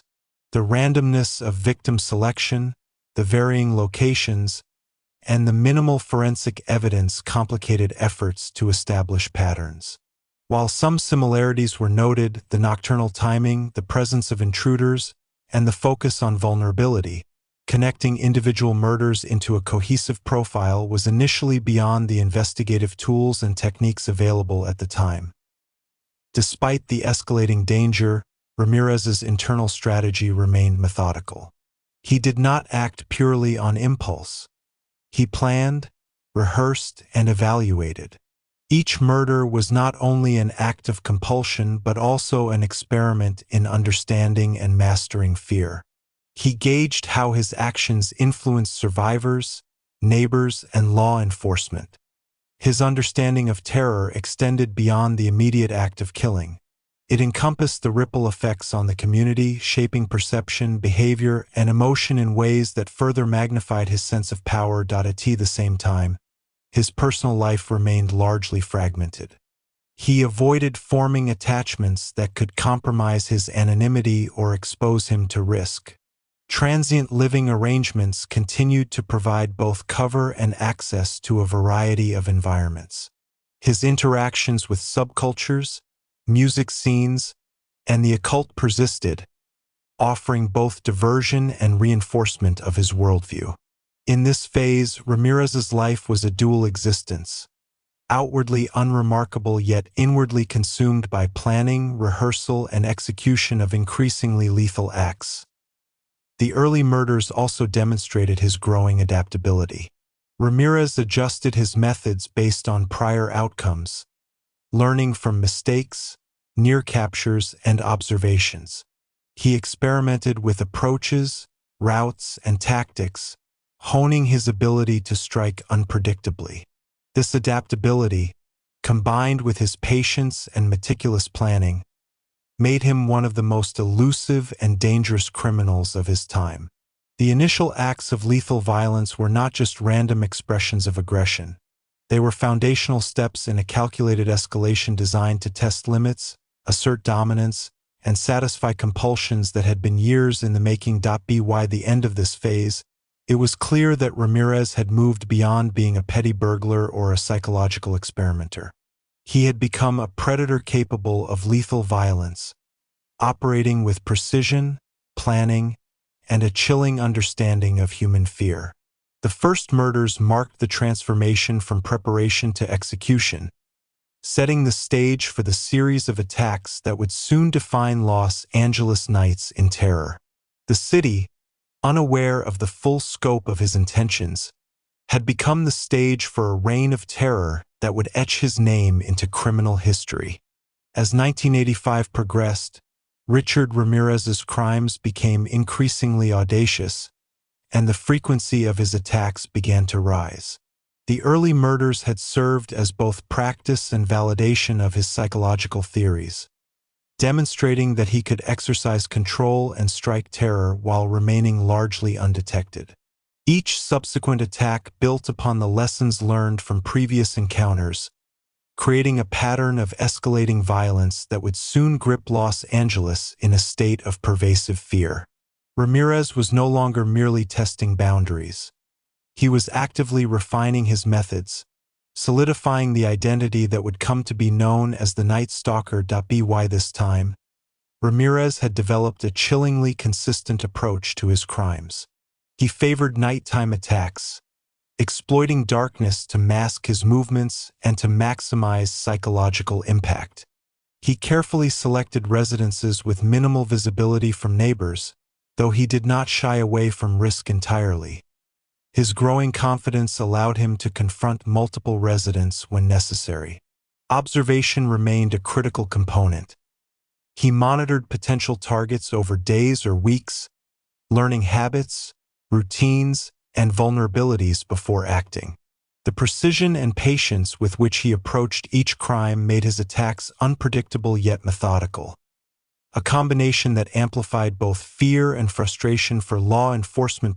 One of the defining aspects of Ramirez's escalation was his increasingly ritualistic incorporation of symbolism and psychological intimidation. While his early burglaries occasionally involved scattered items or subtle signs of intrusion, the murders now often contained deliberate psychological messages. In some cases, objects were left in conspicuous positions, doors were intentionally left open, or personal items were displaced. These acts were not arbitrary. They were designed to amplify the terror experienced by survivors or the household's neighbors. Ramirez was acutely aware of the psychological power inherent in these subtle manipulations, using fear itself as a weapon that extended beyond the immediate act of violence. The diversity of his victims became more pronounced as his attacks continued. Ramirez targeted men, women, the elderly, and occasionally entire families, showing an alarming lack of predictable pattern in demographic terms. This randomness added to his elusiveness and magnified public fear, as no one felt entirely safe. Even within neighborhoods that were otherwise considered secure, Ramirez could strike without warning. This unpredictability was a hallmark of his methodology. He thrived on the psychological chaos that uncertainty created, and he systematically studied the effects of his actions on both individuals and communities. Ramirez's growing confidence also manifested in the variety of methods he employed. He was not limited to a single weapon or approach. Some murders involved firearms, others bladed instruments, and several incorporated blunt force. In each instance, the choice of weapon appeared guided by both opportunity and an understanding of the psychological impact. The goal was not only to kill but to dominate, to assert control, and to elicit terror. Over time, Ramirez refined his techniques, ensuring that each attack reinforced his identity as a predator who operated with precision, adaptability, and calculated menace. Law enforcement struggled to keep pace with the evolving threat. Initially, individual murders were treated as isolated incidents, with little to connect them in a broader pattern. The geographic spread, variability of victims, and minimal forensic evidence complicated efforts to identify the perpetrator. Investigators were faced with a predator who seemed to operate both inside and outside conventional logic, striking without predictable motives or visible patterns. Ramirez's mobility, intimate knowledge of urban environments, and careful planning allowed him to remain one step ahead, making him an exceptionally challenging adversary. At the same time, Ramirez's personal habits supported his criminal activities. His transient lifestyle, moving between motels, acquaintances' homes, and temporary residences, prevented patterns from forming and reduced the risk of detection. He maintained an outward appearance of normalcy when necessary, blending seamlessly into public spaces, nightlife venues, and urban transit systems. This duality, outwardly unremarkable yet inwardly methodical, became a defining trait of his operational style, allowing him to strike unpredictably while eluding capture. During this phase, Ramirez also deepened his engagement with the occult, superstition, and ritualistic symbolism. These elements were not merely aesthetic. They reinforced his perception of inevitability and destiny, imbuing his actions with personal meaning. The fusion of belief, fantasy, and real-world violence created a psychological feedback loop that strengthened both his confidence and his compulsions. Every successful attack reinforced his sense of invincibility, validating the strategies he had developed over years of observation and rehearsal. By late 1985, the full scope of Ramirez's emerging terror began to take shape. The initial murders had transitioned into a series of escalating attacks that combined physical violence, psychological intimidation, and ritualistic undertones. Los Angeles, initially oblivious to the threat, was slowly entering a state of anxiety as news of violent home intrusions and murders began to circulate. Ramirez's skills in observation, stealth, and psychological manipulation had matured to a level that made him extraordinarily effective, leaving authorities struggling to connect crimes and residents gripped by the uncertainty of when, where, and how he would strike next. The Night Stalker, once merely a shadow moving through Los Angeles streets, had begun to fully emerge. His early actions had evolved into a calculated reign of terror, demonstrating both his lethal capacity and his understanding of fear as a tool of control. Each act of violence was a lesson learned and a rehearsal perfected, consolidating his identity as a predator capable of operating with precision, adaptability, and ruthless cunning. The city had become both his laboratory and his stage, and Ramirez, invisible yet omnipresent, was poised to escalate his campaign of terror to levels that would shock a nation. Chapter 7. The Night Stalker Strikes. Patterns, Victims, and Methods.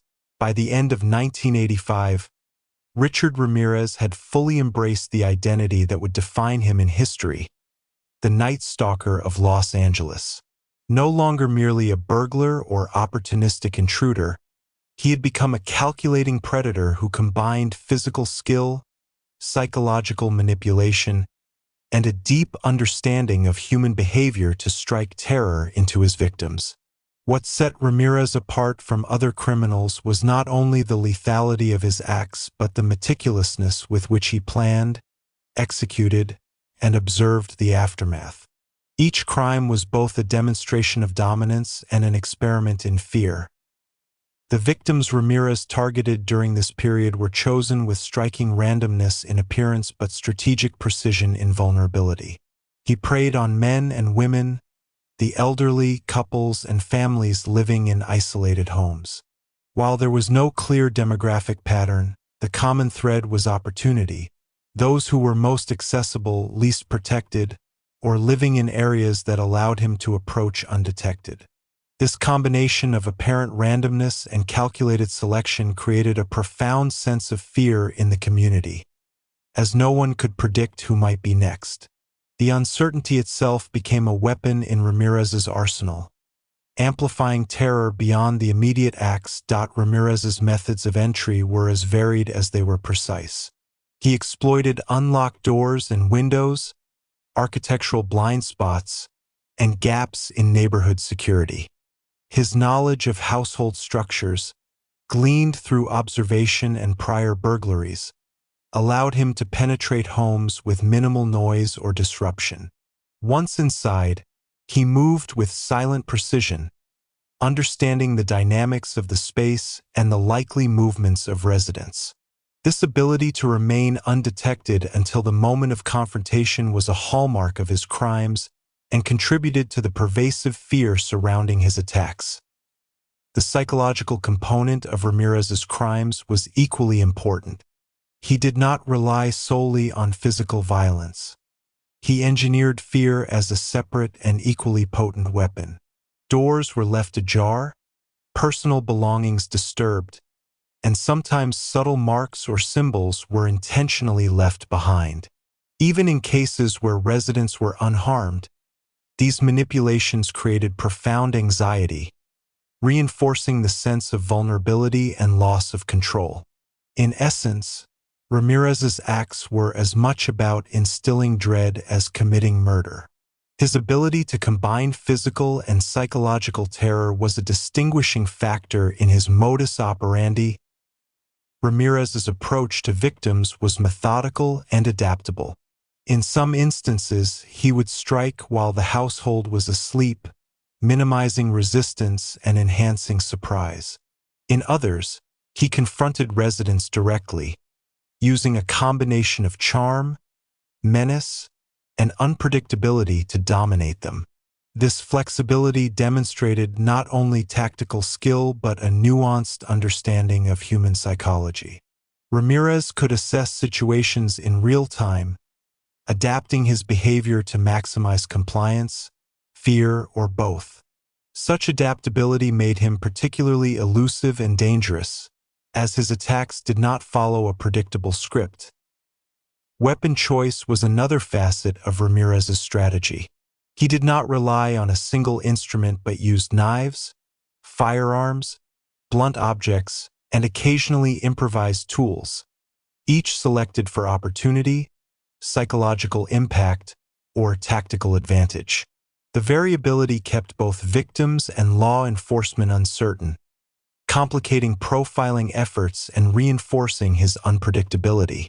By controlling the manner, timing, and tools of each attack, Ramirez maintained a level of dominance that extended beyond mere physical control, shaping the narrative of fear that would come to define his reign. The spatial and temporal patterns of his attacks were influenced heavily by his deep familiarity with Los Angeles. Ramirez knew the rhythms of the city, when streets were quiet, which neighborhoods offered isolation, and which areas provided escape routes with minimal risk of observation. He used this knowledge to maximize his mobility and reduce the likelihood of capture. The city itself became a tool, each alley, freeway, and unlit backyard integrated into a strategy that allowed him to strike unpredictably yet efficiently. In many ways, his mastery of urban terrain was as critical to his crimes as his psychological acuity. Ramirez also demonstrated a developing understanding of the interplay between media, public perception, and terror. While his early crimes were largely under the radar, he quickly realized that fear could spread beyond the immediate victims. The knowledge that reports of intrusions and murders created anxiety, paranoia, and behavioral changes in the population reinforced the efficacy of his methods.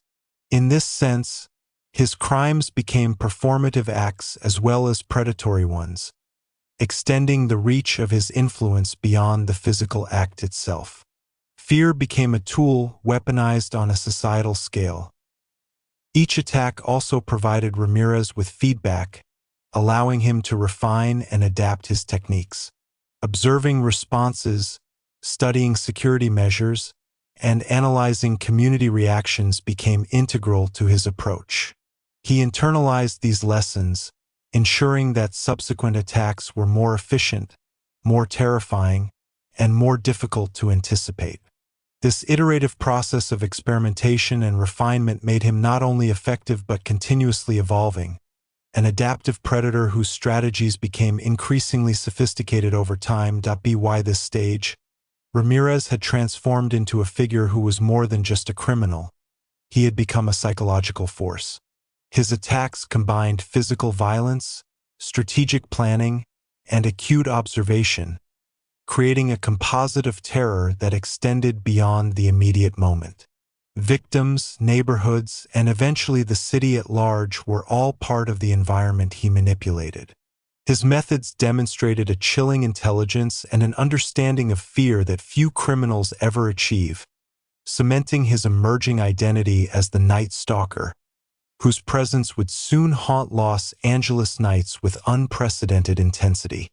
As Richard Ramirez's crimes intensified, the city of Los Angeles began to experience the full force of his carefully orchestrated reign of terror. By mid-1985, patterns began to emerge, though they were elusive and inconsistent enough to confound law enforcement and terrify the public.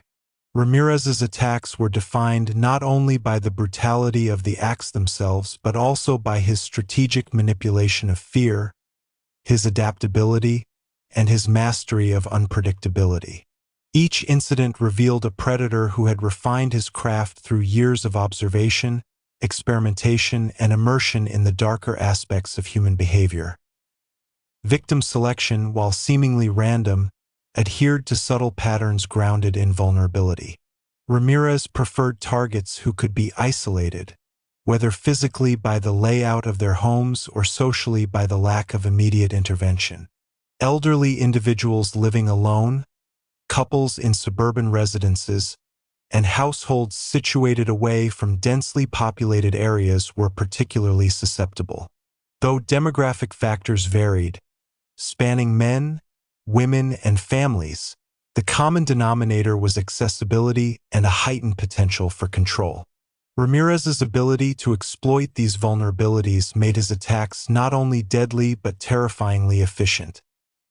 Entry methods remained a hallmark of his crimes.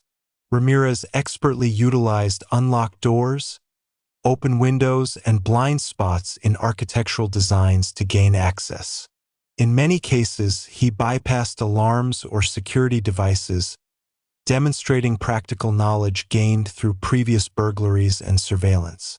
Once inside, He moved with calculated silence, using shadows, corners, and interior layouts to maintain the element of surprise. This careful choreography ensured that victims often had little chance to resist or escape, heightening both their vulnerability and the psychological impact of the intrusion. Ramirez's approach to confrontation evolved significantly during this period. While some attacks were executed while victims were asleep or absent, many involved direct engagement. He employed a combination of intimidation, unpredictability, and psychological insight to dominate those he encountered. By observing microexpressions, body language, and tone, he could gauge compliance and fear, adjusting his behavior to maximize control.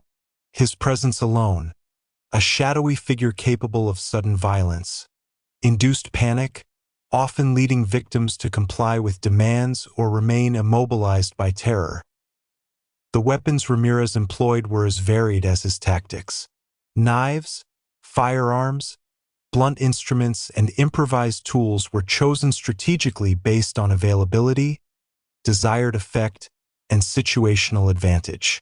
This variability not only made him more unpredictable, but also enhanced the psychological impact on his victims.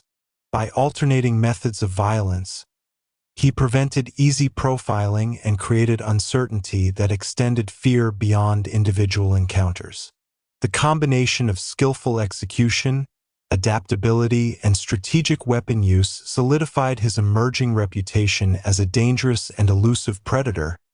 A critical aspect of Ramirez's methodology was his understanding of spatial dynamics within the city. Los Angeles's sprawling geography, with its complex network of neighborhoods, highways, and service routes, offered him both opportunity and cover.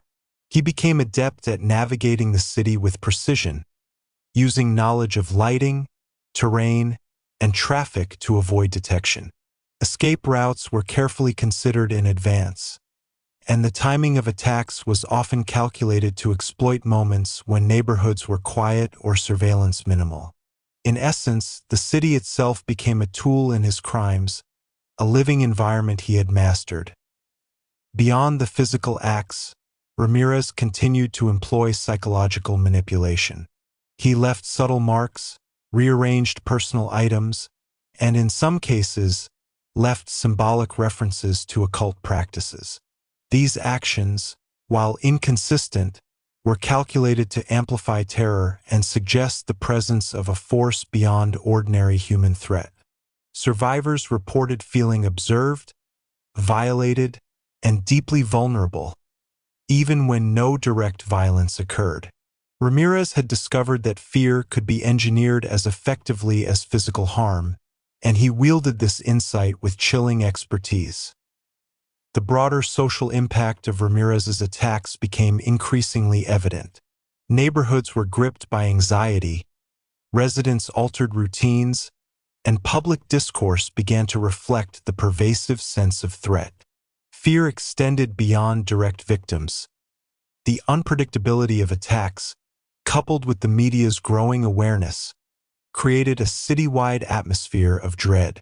Ramirez's crimes had transcended individual households, influencing behavior, perception, and community dynamics. In this sense, his reign of terror operated not only through action but also through its ripple effects across society. Law enforcement faced profound challenges in responding to Ramirez's crimes. The lack of predictable patterns, the geographic diversity of attacks, and the combination of burglary, murder, and psychological intimidation complicated investigative efforts. Each crime seemed to defy conventional profiling, and the variability in methods, victims, and locations made it difficult to anticipate his next move.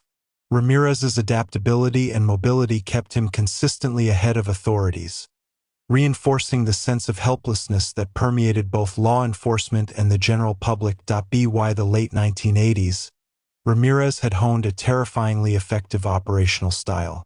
He combined stealth, observation, psychological manipulation, and lethal force into a coherent strategy that was both adaptive and efficient.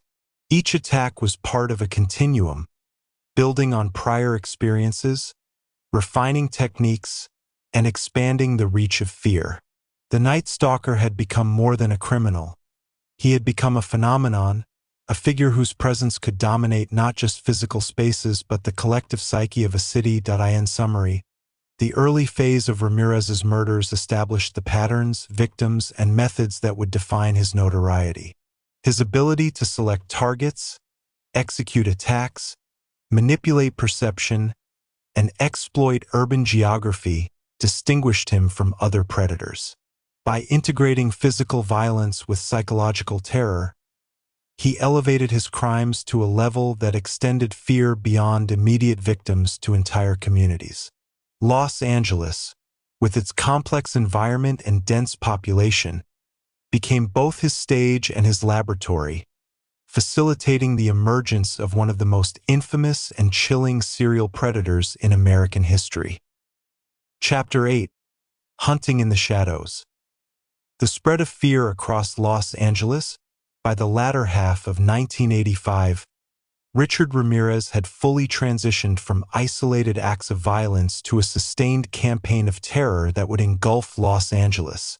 The city, with its sprawling urban landscape, diverse neighborhoods, and late-night activity, provided him with a perfect environment to operate undetected while leaving a trail of fear in his wake. What distinguished Ramirez from other criminals was not merely his capacity for murder but his mastery of psychological terror.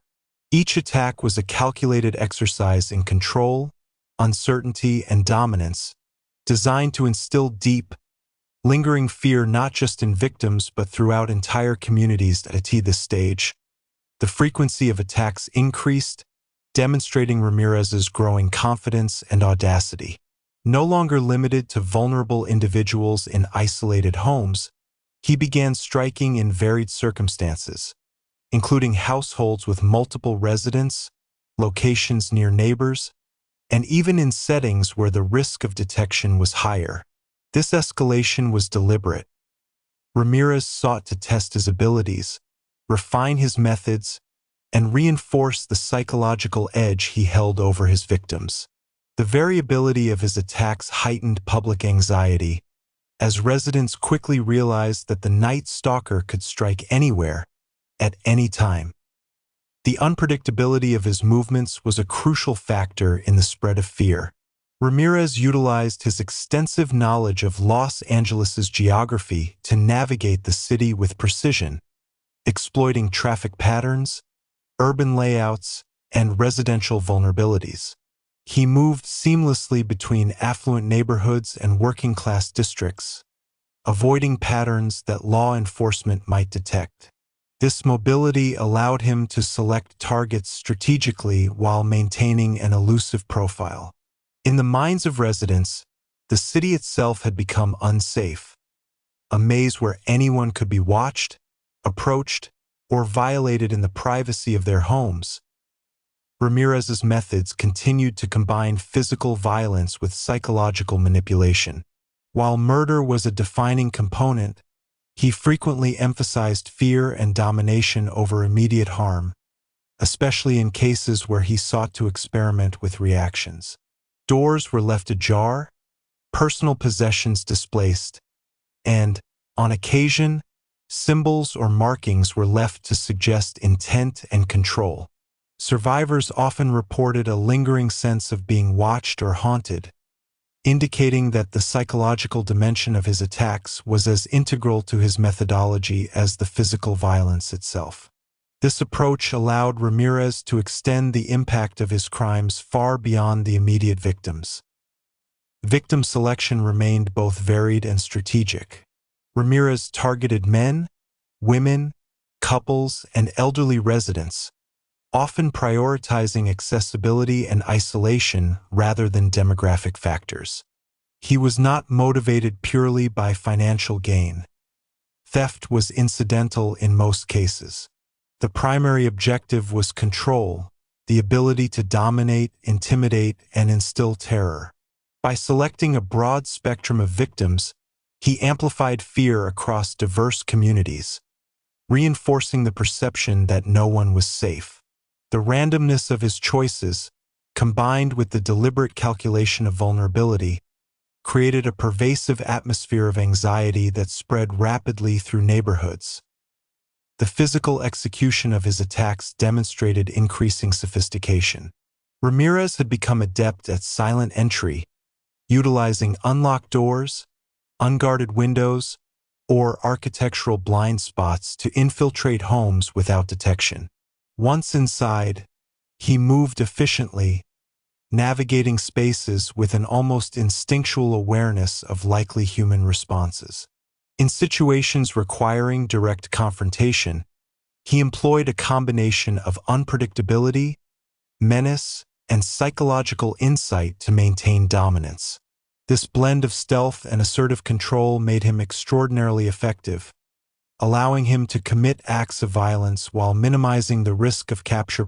One of the most chilling aspects of Ramirez's campaign was his understanding of the ripple effects of fear. He recognized that the terror experienced by individual victims could extend into entire communities.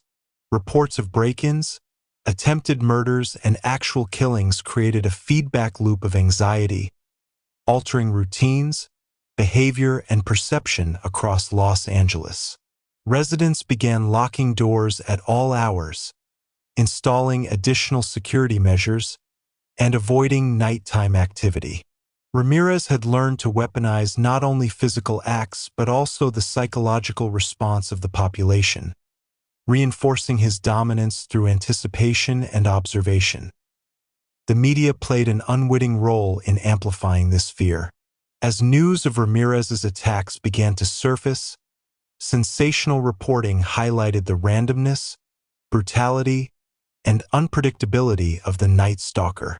Stories circulated about elderly residents attacked in their beds, couples confronted in their homes, and violent intrusions in supposedly secure neighborhoods. These reports intensified public anxiety, feeding Ramirez's strategy of psychological terror.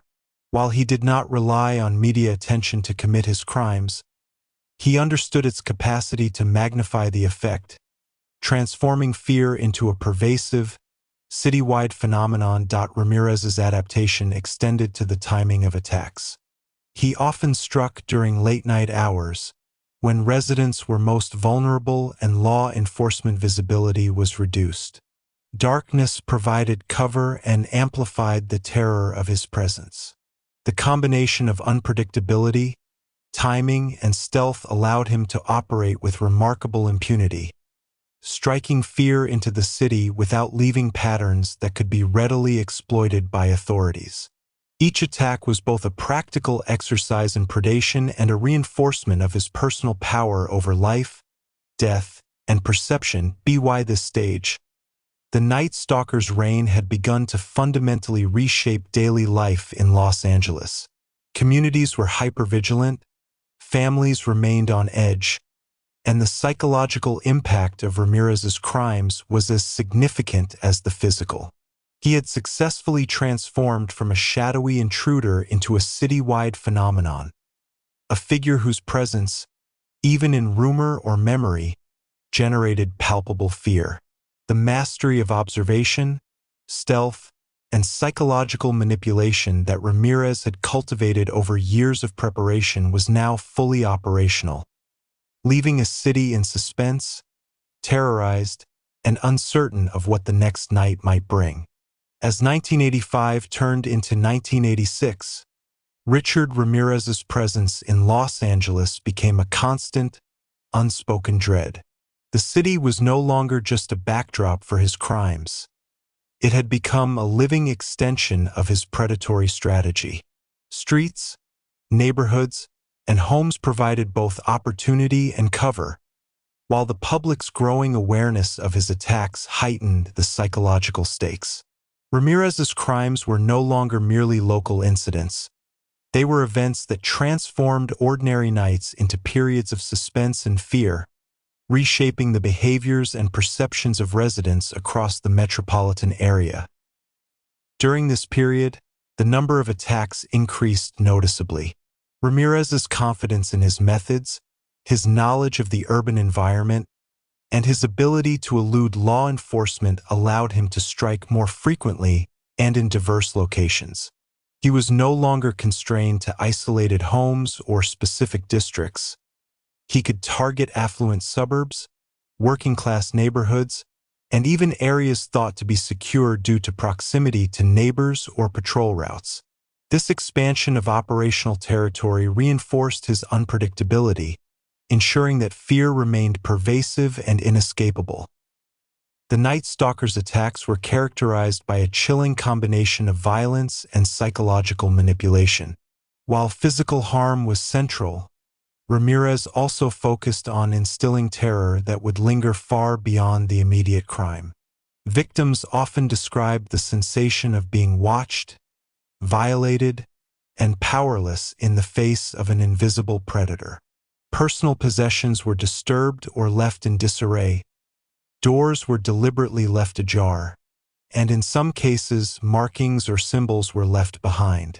These subtle interventions amplified fear, creating an environment where even the absence of direct violence could be deeply unsettling. Ramirez had mastered the art of fear as a tool, weaponizing the mind alongside the body. Victimology during this phase continued to exhibit both diversity and strategy. Ramirez targeted men, women, the elderly, couples, and occasionally families, emphasizing opportunity and vulnerability over strict demographic preference. By remaining unpredictable, he ensured that no one could feel entirely safe, reinforcing the citywide climate of anxiety. His ability to switch between stealthy intrusions and direct confrontations allowed him to maintain control while keeping victims off balance. The randomness of his choices was deliberate. It magnified the terror, spread rumor, and fed into the collective imagination of a city on edge. The physical tactics employed by Ramirez evolved in sophistication. He became adept at bypassing security measures, silently navigating interiors, and exploiting both architectural and environmental weaknesses. Once inside, his movements were deliberate and controlled, designed to maximize intimidation and maintain dominance. When confrontation occurred, he employed a combination of threat, unpredictability, and psychological insight to ensure compliance and instill fear. This careful orchestration of events demonstrated his growing mastery over both the physical and psychological dimensions of predation. Ramirez's psychological strategies extended beyond the individual. He understood that news of his crimes would ripple through communities, creating a pervasive climate of fear. Reports of break-ins, assaults, and murders altered behavior. Families installed locks and alarms.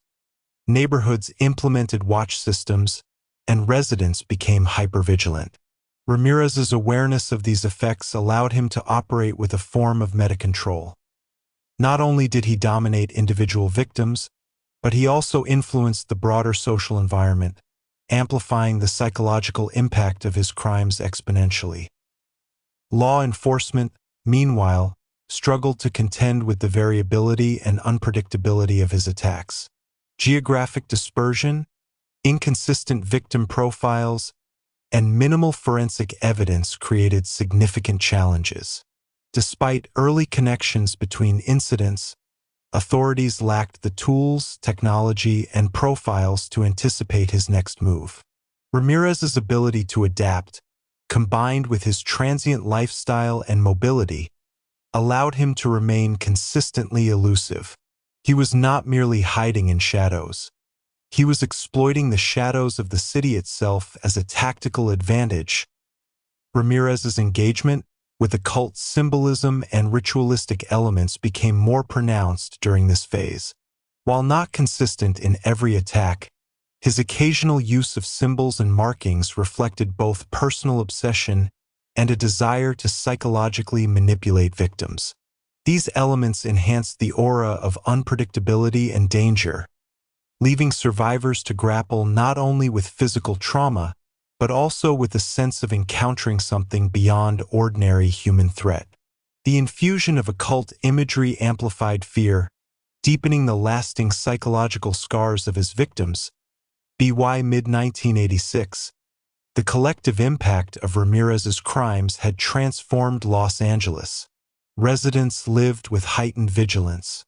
Neighborhoods were tense and wary, and even the possibility of stepping outside at night carried an undercurrent of danger. The Night Stalker had succeeded not only in committing violent acts but also in reshaping the social and psychological fabric of the city. His mastery of stealth, adaptability, and fear ensured that his influence extended far beyond the immediate crime scene, leaving a lasting imprint on the community. The spread of fear across Los Angeles during this period demonstrated Ramirez's dual mastery of action and perception. He had become more than a serial killer. He was a living psychological force. Each act of violence reinforced his identity. Each observation refined his methods, and each interaction contributed to the growing mythos of the Night Stalker. Los Angeles was no longer just a city. It was a landscape of shadows, uncertainty, and terror, carefully curated by a predator whose understanding of fear had reached near perfection. Chapter 9. The investigation intensifies. Police pursuit and public panic. By 1986, the trail of terror left by Richard Ramirez had grown undeniable. Los Angeles was gripped not only by fear of further attacks, but also by the realization that a methodical, unpredictable, and lethal predator was operating freely within its city limits. As news of his crimes spread, both the public and law enforcement were forced to confront a harsh reality. The Night Stalker was not merely committing sporadic acts of violence. He was orchestrating a sustained campaign designed to terrorize a city. The challenge for authorities became immense, as traditional investigative techniques were ill-equipped to contend with a criminal as adaptive, mobile, and psychologically sophisticated as Ramirez. Law enforcement faced significant obstacles in the early stages of the investigation.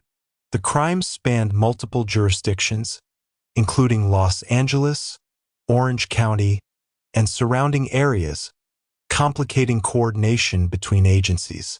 Investigators were confronted with murders, sexual assaults, home invasions, and psychological terror occurring across disparate locations, often with minimal forensic evidence.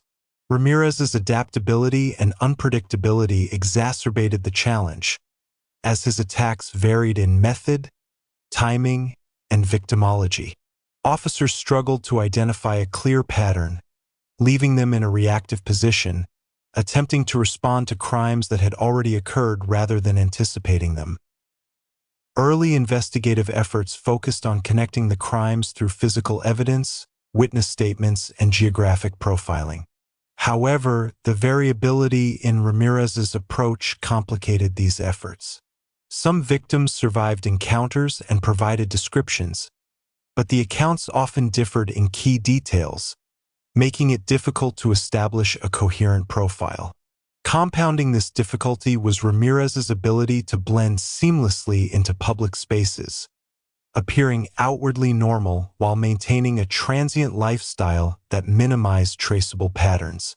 Law enforcement began to recognize that they were pursuing not just a violent criminal, but a predator with a deep understanding of human behavior and urban geography. Public reaction to the Night Stalker's activities was one of growing panic and paranoia.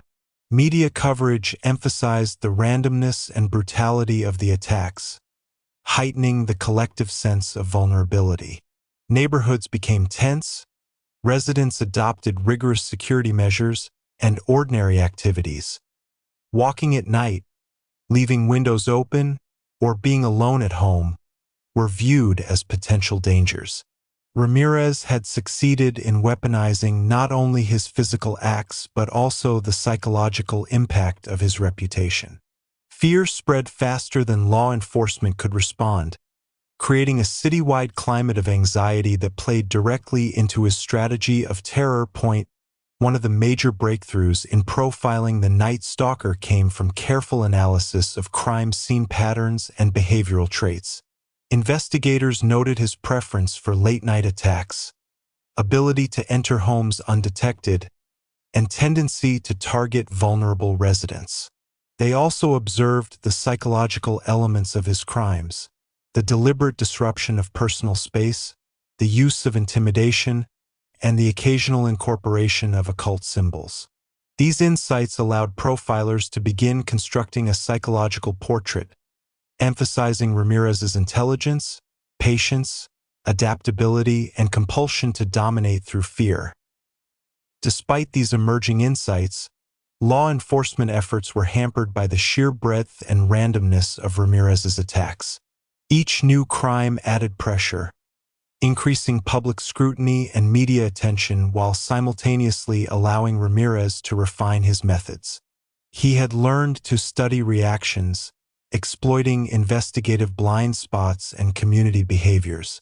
In this sense, the pursuit itself became a feedback loop that influenced his strategy.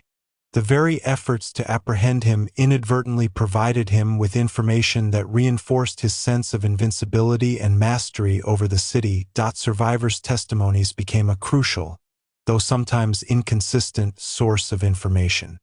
Many reported being confronted by a man with a small stature but commanding presence, moving with confidence and aggression. Details varied, but common traits included his ability to instill immediate compliance, unpredictable behavior, and awareness of household dynamics. These accounts contributed to a growing composite sketch, but the variability also reflected Ramirez's adaptability, a predator who could adjust his appearance, demeanor, and approach to fit the circumstances of each attack. The public's response further complicated the investigation. Widespread fear led to community actions such as neighborhood watches, increased reporting of suspicious activity, and changes in daily routines. While these measures were designed to improve safety, they also contributed to a heightened sense of tension and anxiety, amplifying the psychological effect Ramirez had cultivated. The Night Stalker's presence was not limited to direct victims. It extended into the consciousness of the entire city, shaping behavior and reinforcing a perception that danger could strike at any moment. Investigators also struggled with media influence. Sensational reporting highlighted the most shocking elements of each attack, increasing public fear but also creating pressure for rapid results. Every new detail or revelation, whether a survivor's account, a police statement, or a sketch based on witness descriptions, was scrutinized and disseminated widely. Ramirez's awareness of public perception allowed him to anticipate responses, further enhancing the psychological dimension of his terror. He operated not only in physical spaces but also in the social and informational landscape of the city. By mid-1986, the investigation had entered a critical phase. Police and federal agencies were coordinating more closely, pooling resources, and attempting to consolidate fragmented intelligence. The goal was not only to apprehend Ramirez, but also to prevent further attacks and restore a sense of security to a city deeply affected by fear. Profilers emphasized his intelligence, adaptability, and compulsion to dominate through violence, seeking to anticipate future behavior. Despite these efforts, the Night Stalker remained elusive, a figure who had mastered both stealth and psychological warfare, demonstrating that his campaign of terror was as much about control over perception as it was about the acts themselves. As the investigation into Richard Ramirez intensified, the city of Los Angeles found itself under an unprecedented psychological siege. The combination of brutal murders, violent home invasions, and seemingly random attacks had created an atmosphere of fear that permeated every neighborhood. Residents lived in a constant state of vigilance, locking doors and windows, installing security systems, and altering daily routines. The sheer unpredictability of Ramirez's crimes, no one could predict when or where he might strike next, amplified the terror, making ordinary activities feel dangerous and normal urban life a potential trap. Law enforcement faced immense challenges. Ramirez's crimes spanned multiple jurisdictions, requiring coordination between local police departments, the Los Angeles County Sheriff's Department, and eventually federal authorities. Communication between agencies was initially fragmented, slowing the collection and analysis of critical evidence. Geographic profiling was difficult due to the widespread locations of attacks, and inconsistencies in victims' accounts further complicated efforts to construct a coherent profile. Despite these challenges, investigators gradually began to identify patterns, noting common features such as nocturnal attacks, preference for certain methods of entry, and psychological manipulation of victims. One key development was the emergence of the psychological profile of the Night Stalker. Criminal profilers recognized Ramirez as intelligent, adaptable, and compulsively driven to dominate his victims through both physical violence and psychological terror. He was a predator who operated with meticulous planning and a deep understanding of human behavior. Profilers noted his ability to blend into society, his transient lifestyle, and his capacity to learn from each encounter, adapting his methods to maximize efficiency and minimize risk. These traits made him one of the most elusive and dangerous criminals law enforcement had ever encountered. Public panic reached unprecedented levels. The media amplified reports of attacks, emphasizing the randomness and brutality of the crimes. Headlines detailing home invasions, sexual assaults, and murders heightened anxiety and contributed to a sense of widespread vulnerability.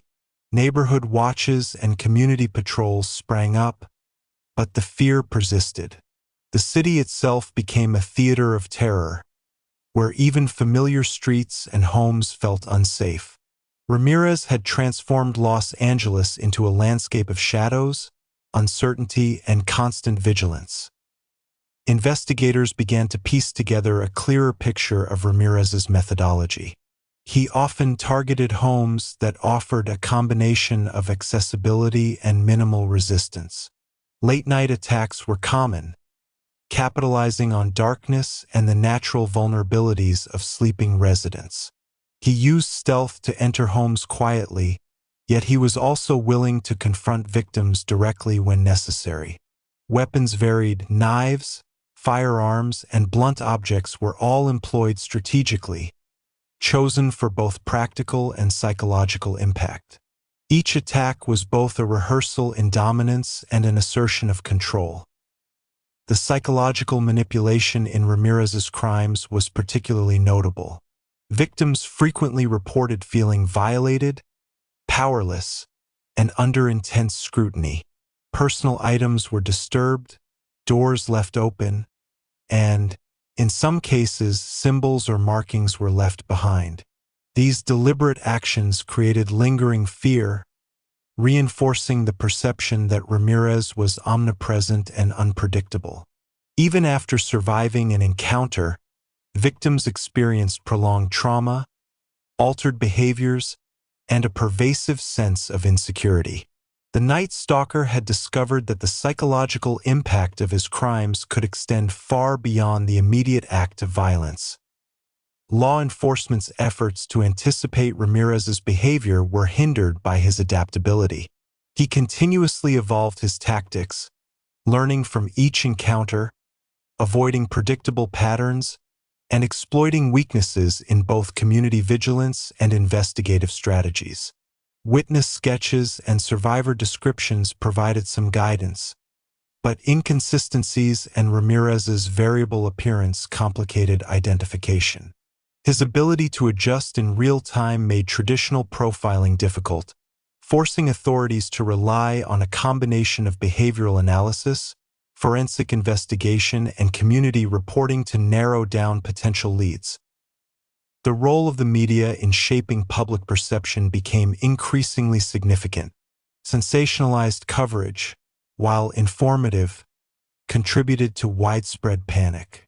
News reports highlighted the brutality of attacks, the unpredictability of targets, and the sense of vulnerability that permeated the city. This amplification reinforced Ramirez's psychological hold over Los Angeles, making fear itself a tool he could wield without physically committing a crime. In this sense, his campaign of terror extended beyond his immediate victims to encompass an entire metropolitan area. By late 1986, law enforcement was operating at a heightened state of urgency. Task forces were established, combining resources from multiple agencies, and public warnings urged residents to remain vigilant. Composite sketches were circulated, neighborhoods organized patrols, and investigators developed strategies to anticipate Ramirez's next move. Despite these coordinated efforts, the Night Stalker remained elusive, demonstrating not only skill in evasion but also a profound understanding of how to manipulate both individual and collective perception. The investigation during this period highlights the duality of Ramirez's threat. He was a lethal predator capable of brutal acts of violence, yet equally effective in wielding fear as a weapon.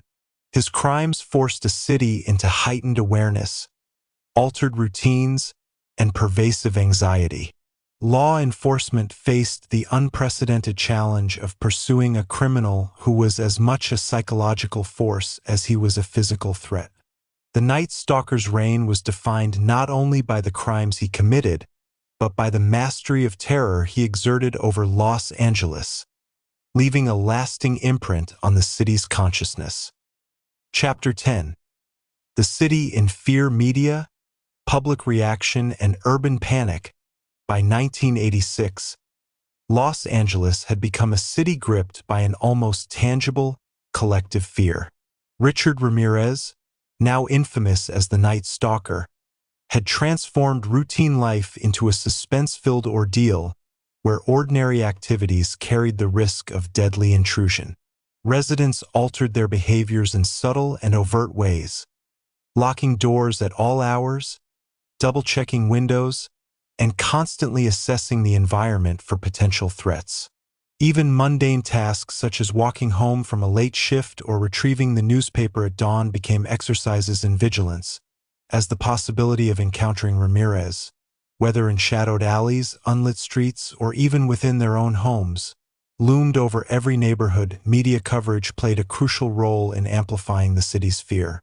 Local television broadcasts and newspaper reports detailed the escalating pattern of home invasions, sexual assaults, and murders, emphasizing both the randomness and brutality of the Night Stalker's actions.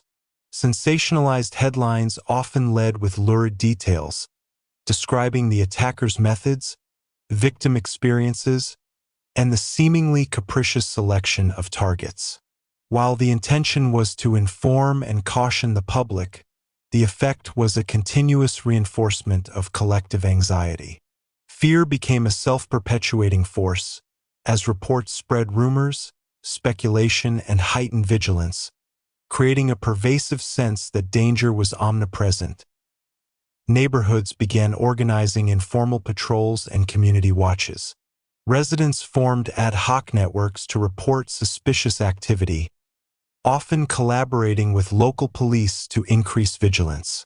Despite these measures, the sense of vulnerability persisted. The randomness of Ramirez's victim selection meant that no neighborhood, demographic group, or social class was immune.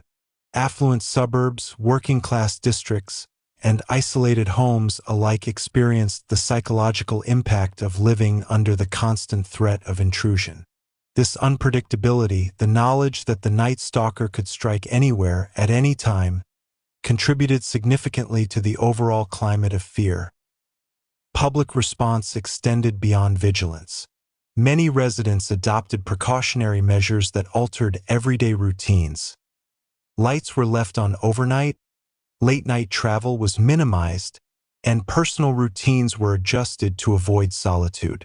Schools, workplaces, and social gatherings were influenced by the prevailing anxiety, with parents, children, and employees all acutely aware of the risk that loomed outside their doors. The psychological reach of Ramirez's campaign of terror had expanded beyond his immediate victims to affect the daily lives of countless individuals across Los Angeles. Law enforcement agencies faced not only the operational challenge of pursuing Ramirez, but also the social consequence of managing public panic. Police departments were inundated with reports of suspicious activity, many of which turned out to be false alarms, but each call reflected the pervasive anxiety and vigilance instilled by the Night Stalker. Investigators needed to discern credible threats from heightened public suspicion while simultaneously attempting to track a criminal whose movements were adaptive, unpredictable, and meticulously calculated. The burden of public expectation added pressure, as each attack increased scrutiny and intensified demands for immediate results. The psychological effect of media coverage was magnified by the sporadic, high-profile nature of Ramirez's attacks. Survivors' testimonies, sketches based on eyewitness accounts, and crime scene photographs contributed to a narrative of unpredictability and menace. Each report reinforced the perception that the city itself was unsafe, that ordinary domestic spaces were no longer sanctuaries, and that a predator capable of exploiting fear and vulnerability roamed freely.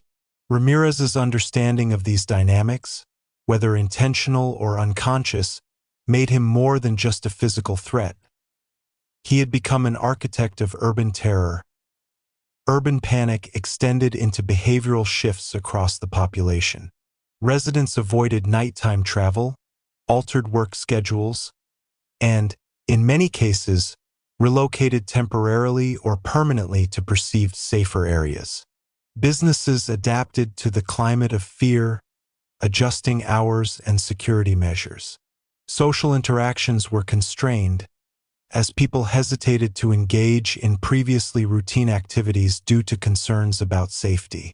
This collective response highlights how Ramirez's crimes had transcended the individual victim, shaping the broader social and psychological fabric of the city. The city's response was not limited to passive measures. Community meetings, public safety initiatives, and collaborations with law enforcement became increasingly common. Local authorities encouraged vigilance, disseminated safety tips, and emphasized the importance of reporting suspicious behavior. While these measures offered some reassurance, they also reinforced the narrative of danger. The perception that every home, neighborhood, and resident was potentially vulnerable contributed to a heightened sense of hyper-awareness that Ramirez had cultivated through his calculated unpredictability. Media attention also created a feedback loop for Ramirez.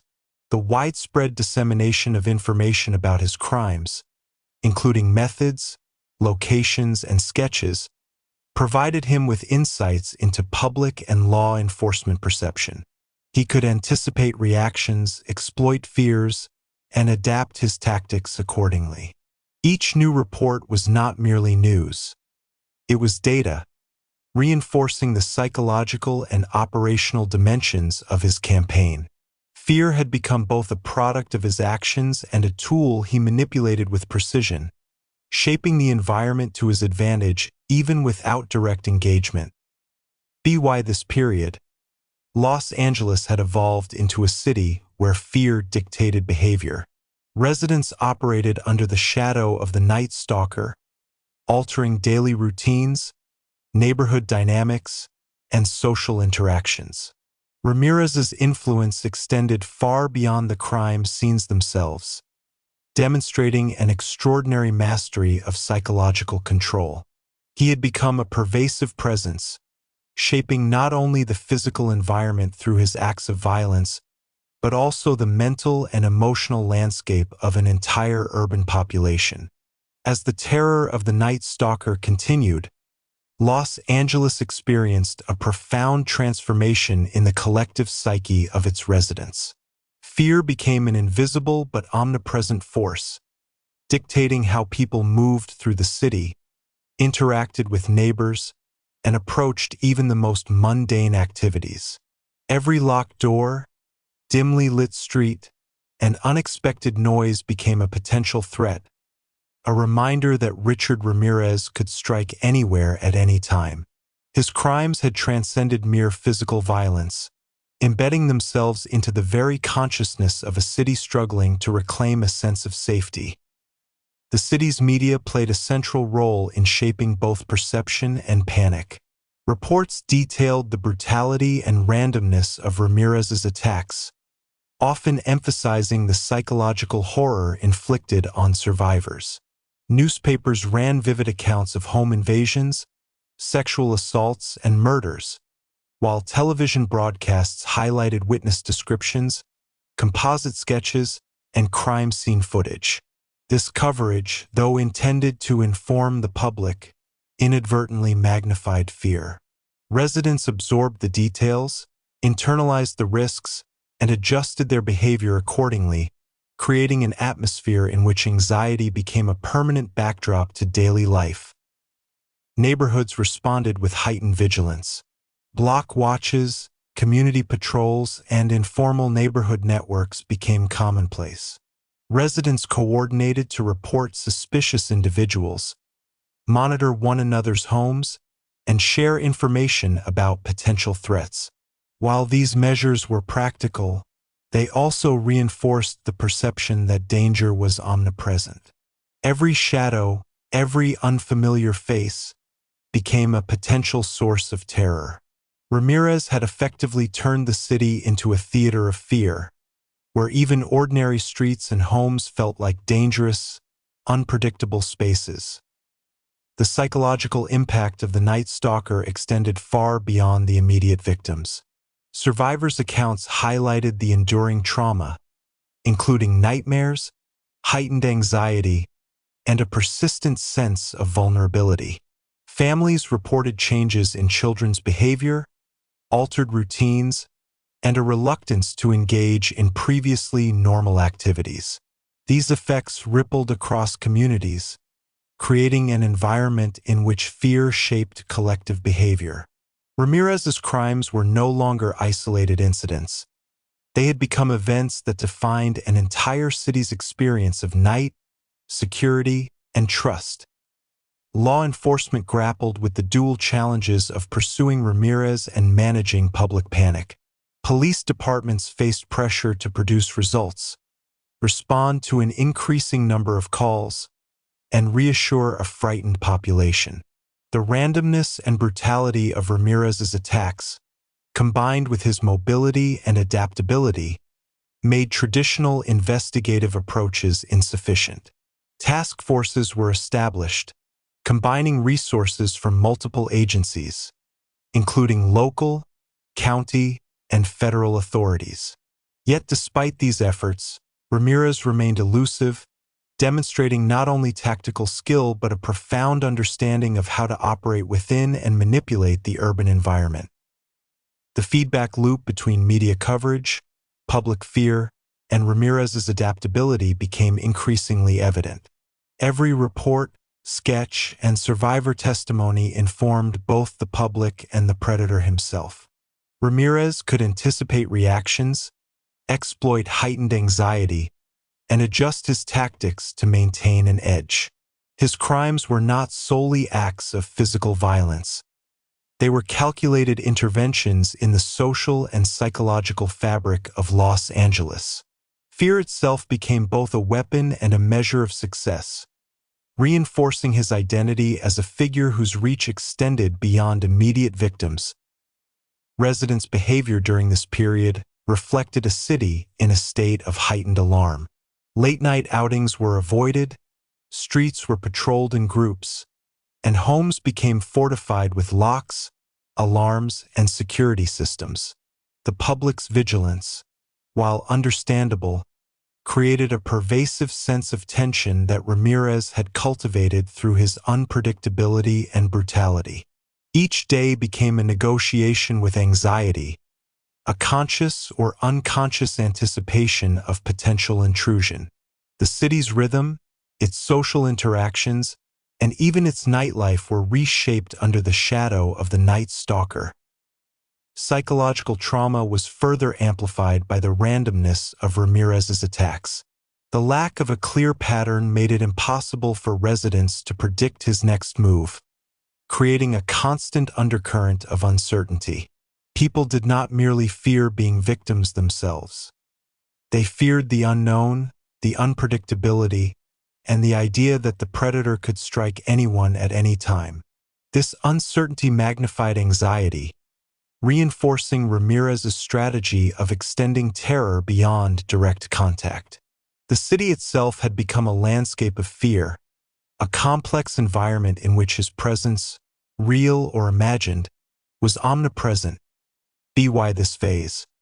Ramirez's influence over Los Angeles was both physical and psychological.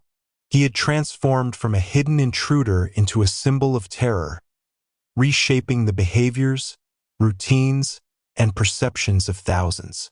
The city's landscape, its streets, homes, and neighborhoods, was experienced through the lens of vulnerability and fear. Residents lived with the constant possibility of intrusion, attack, and loss, making Ramirez not only a criminal but a master of urban psychological domination. The Night Stalker's campaign had demonstrated the intersection of crime, psychology, and media in a way that few had witnessed before. Ramirez understood, consciously or unconsciously, that the terror induced by his actions extended far beyond immediate victims. By operating unpredictably, exploiting urban environments, and indirectly influencing behavior through fear, he had succeeded in turning Los Angeles into a city perpetually alert, perpetually anxious, and perpetually reshaped by the shadow of his presence. The impact of his crimes would leave an indelible mark on the city's psyche, a chilling reminder of the power of terror in both tangible and intangible forms. Chapter 11. The Capture Approaches. Public Assistance, Vigilance, and the Closing Net. By 1988, Richard Ramirez's reign of terror had stretched over nearly 3 years, leaving Los Angeles and its surrounding communities in a state of perpetual fear. The Night Stalker had become more than a criminal. He was an omnipresent force, shaping the daily behaviors, perceptions, and routines of countless residents. However, the tide was beginning to turn. The combined efforts of law enforcement, public vigilance, and community engagement were slowly forming a net that would eventually close in on Ramirez. Though capturing a predator so adaptive, elusive, and psychologically manipulative required unprecedented coordination and careful strategy, one of the pivotal factors in Ramirez's eventual capture was the increasing involvement of the public. By this stage, awareness of his crimes had permeated virtually every corner of Los Angeles, thanks to persistent media coverage, police advisories, and community outreach. Citizens became active participants in their own safety, reporting suspicious activity, sharing tips, and even documenting potential leads. In many ways, the city itself became an extension of the investigative network, with ordinary residents contributing critical information that authorities alone could not obtain. The engagement of the public transformed the dynamics of pursuit, introducing an element of unpredictability for Ramirez while simultaneously narrowing the space in which he could operate undetected. Neighborhood vigilance had evolved into organized community initiatives. Residents established patrol schedules, coordinated communications via phone trees and neighborhood meetings, and shared observations about unfamiliar individuals or vehicles in their areas. The psychological effect of this vigilance was twofold. While it provided some practical deterrent to potential crimes, it also created an environment in which Ramirez's usual stealth and unpredictability were increasingly challenged. Communities that had once been passive or reactive were now assertive, alert, and interconnected, narrowing the predator's operational latitude. law enforcement continued to refine its approach, integrating forensic advances, witness testimonies, and geographic profiling to anticipate Ramirez's movements. The challenges remained significant. His attacks were scattered geographically, varied in method, and unpredictable in timing. He had demonstrated an uncanny ability to adapt to investigative pressure, leaving minimal forensic evidence and exploiting the city's sprawling urban layout. Yet, the combined pressure of public vigilance, media awareness, and law enforcement determination created a slowly tightening environment in which Ramirez's mistakes, once rare, began to carry greater consequences. The role of eyewitness accounts in shaping the investigation cannot be overstated. Survivors and bystanders provided critical information that allowed law enforcement to construct more accurate composite sketches and narrow the search parameters. While details often varied due to the stress and trauma experienced during encounters, investigators were able to triangulate consistent traits and behaviors. These descriptions emphasized Ramirez's small stature, distinct mannerisms, and unusual appearance, providing valuable clues that complemented broader profiling efforts. Each new account added depth to the emerging understanding of his operational patterns and personality. Public awareness campaigns played a significant role in creating conditions favorable to Ramirez's eventual apprehension. Authorities distributed flyers, aired news segments, and organized community meetings to educate residents about behavioral warning signs, security measures, and procedures for reporting suspicious activity. These campaigns effectively transformed fear into actionable vigilance, empowering communities to act as an extended layer of surveillance. While fear had initially paralyzed many residents, the dissemination of information began to channel anxiety into productive, coordinated efforts, reinforcing both psychological and physical deterrence to Ramirez's mobility. The media continued to amplify public consciousness, though this time with a dual effect. News coverage not only heightened fear, but also disseminated valuable information that indirectly supported law enforcement efforts. Descriptions of Ramirez's appearance, modus operandi, and behavioral patterns were circulated widely, making it increasingly difficult for him to remain anonymous. The feedback loop that had previously worked in his favor, public attention amplifying terror, began to constrict his operational freedom, as heightened awareness meant that even minor deviations from normal behavior could be reported quickly, limiting his capacity to exploit unguarded opportunities. For Ramirez, the tightening net represented a subtle but growing threat. The combination of vigilant citizens, informed communities, and increasingly coordinated law enforcement activity began to erode the advantages he had previously enjoyed. Each step of his movement, each new act of violence, and each interaction with the public carried a heightened risk of exposure. While he remained adaptive and cunning, the environment in which he operated was no longer dominated solely by his initiative. External pressure was shaping and constraining his options in ways that would ultimately contribute to his downfall. Investigators also employed emerging forensic methods to analyze crime scenes and trace patterns. Fingerprints, shoe prints, and weapon traces were systematically documented and compared, while crime scene photographs provided critical reference points for correlating incidents. The accumulation of forensic evidence, though not immediately sufficient to identify Ramirez, contributed to a growing understanding of his operational patterns and methods. This meticulous approach, combined with the social and community factors, created a multi-layered framework for eventual capture. The convergence of these factors, public vigilance, law enforcement strategy, media dissemination, and forensic documentation, marked a critical phase in the Night Stalker investigation. Ramirez was no longer operating in the relative freedom that had characterized his early crimes. The social, psychological, and operational environment had shifted, gradually tightening the constraints around his movements. The city itself, once a playground for his unpredictable terror, had become an active participant in restricting his opportunities, setting the stage for the eventual confrontation that would bring his reign to an end. As 1988 progressed, the pressure on Richard Ramirez intensified dramatically. The combined weight of law enforcement coordination, community vigilance, and media scrutiny began to constrict the freedom that had allowed him to strike at will. Ramirez, once the master of unpredictability, now faced an environment increasingly hostile to his operations.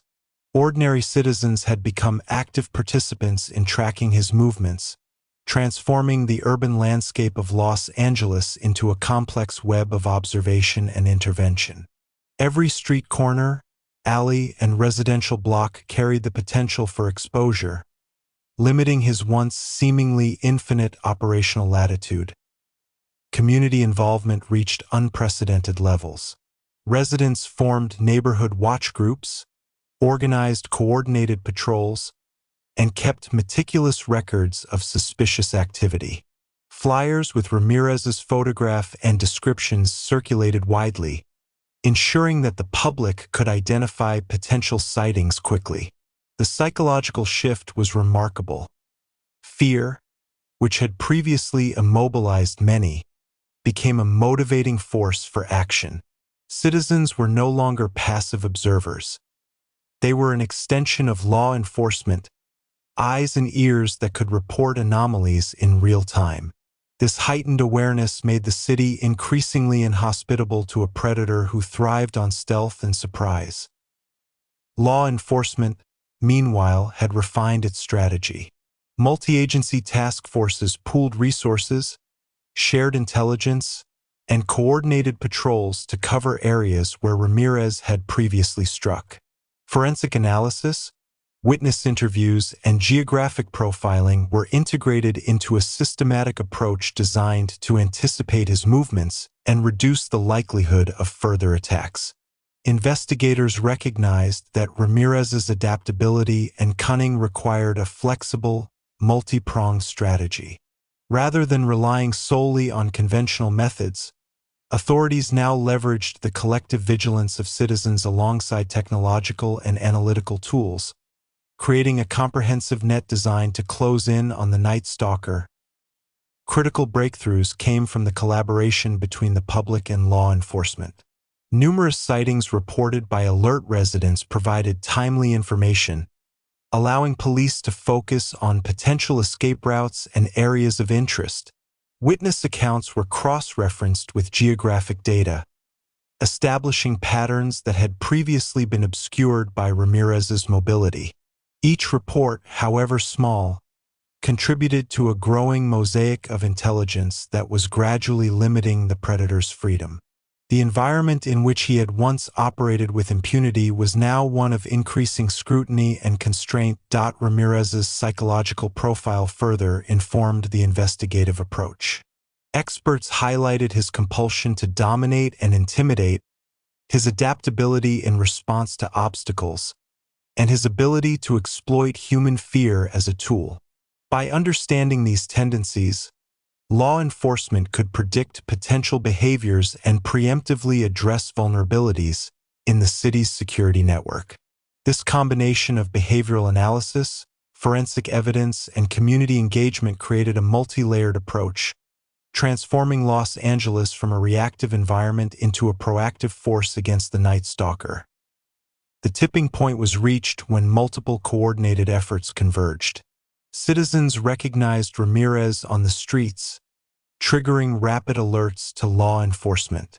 Patrols were mobilized swiftly, with officers and residents working in tandem to intercept his movements.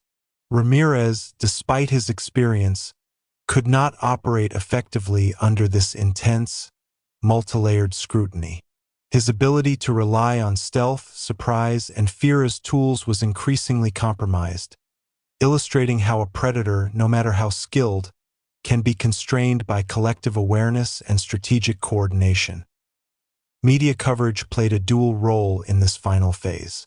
Continuous updates on Ramirez's appearances and investigative progress not only informed the public but also maintained vigilance, ensuring that the collective consciousness of the city remained engaged.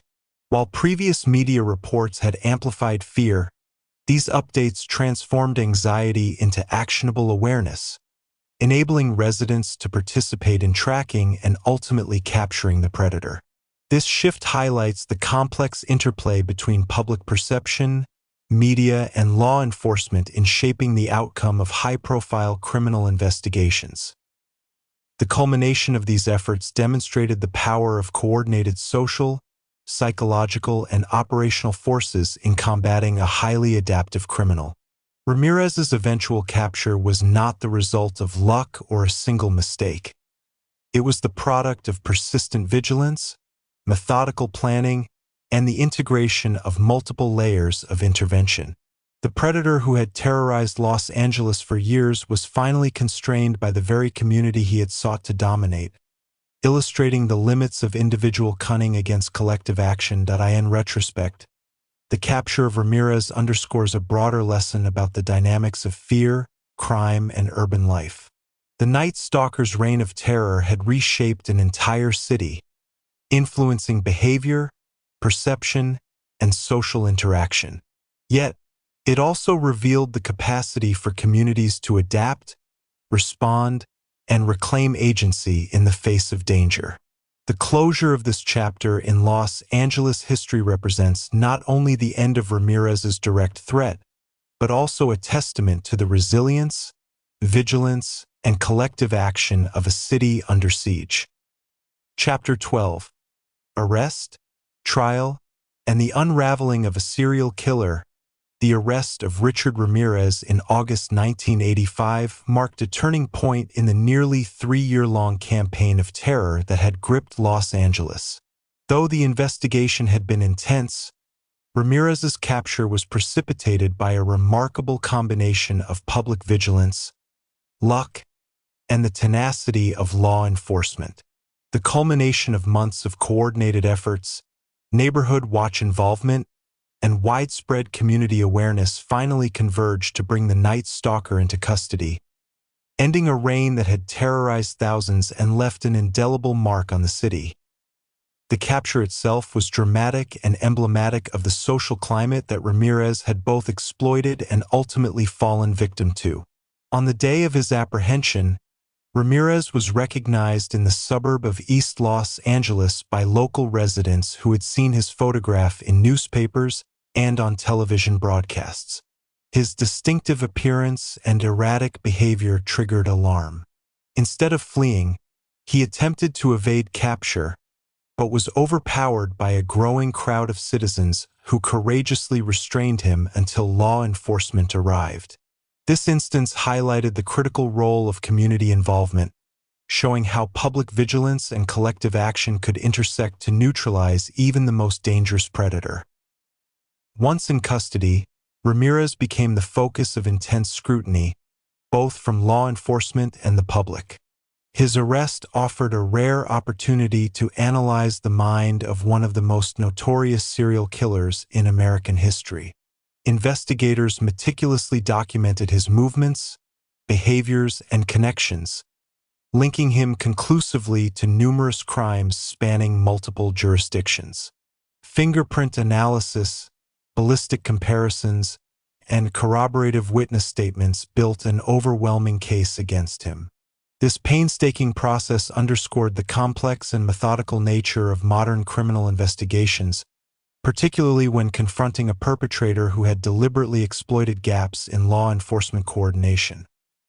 The legal process that followed Ramirez's arrest was protracted, highly publicized, and unprecedented in scope. The scale and notoriety of his crimes demanded extraordinary measures to ensure a fair trial while maintaining public safety and confidence. Courtrooms were heavily secured, with careful protocols established to prevent escapes or disruptions. Media coverage, already intense during the years of his criminal activity, intensified further, with reporters following every stage of the pretrial proceedings. The public's fascination with the case reflected a combination of horror, curiosity, and a desire for closure after years of pervasive fear. Ramirez's psychological profile became a key element in both prosecution and defense strategy. Experts analyzed his behaviors, motivations, and compulsions, seeking to understand the forces that had driven his crimes. Investigators emphasized his premeditation, adaptability, and capacity for violence, presenting a portrait of a calculated and dangerous predator. Defense strategies attempted, in some cases, to contextualize his actions through his troubled upbringing, exposure to violence, and personal psychological disturbances. The courtroom became a stage on which not only legal arguments but also social and psychological narratives played out, illustrating the complexity of understanding and adjudicating the actions of a serial killer. The trial was punctuated by harrowing testimonies from survivors and witnesses. Their accounts were essential in establishing Ramirez's pattern of attacks, his methods, and the terror he had inflicted. Survivors described the fear, helplessness, and lasting trauma experienced during encounters, providing compelling evidence of both the physical and psychological impact of his crimes. These narratives conveyed to the jury and the public the extraordinary danger Ramirez posed, reinforcing the necessity of a judicial outcome commensurate with the severity of his actions. Forensic evidence played a pivotal role in connecting Ramirez to multiple incidents. Ballistic comparisons linked firearms used in different crimes. Fingerprint analysis confirmed his presence at numerous crime scenes, and detailed examinations of entry points and modus operandi established consistent patterns. Investigators meticulously reconstructed timelines and cross-referenced witness reports to establish the chain of events in each case. The scientific rigor of these efforts underscored the evolution of investigative techniques and highlighted how law enforcement was able to translate complex criminal behavior into legally admissible evidence. Public perception during the trial remained intensely focused on Ramirez. The psychological impact of his crimes extended beyond the courtroom. Communities remained vigilant, media coverage amplified every development, and the collective memory of his reign of terror persisted. The trial became not only a legal proceeding, but also a symbolic confrontation between a city seeking justice and a predator who had manipulated fear as a tool. Ramirez, now physically restrained and under constant scrutiny, could no longer leverage the anonymity and mobility that had enabled his campaign of terror. Throughout the trial, Ramirez's demeanor, statements, and behaviors continued to reveal aspects of his psychological profile. Observers noted his apparent lack of remorse, his attempts to intimidate in court, and his complex mixture of bravado and manipulation.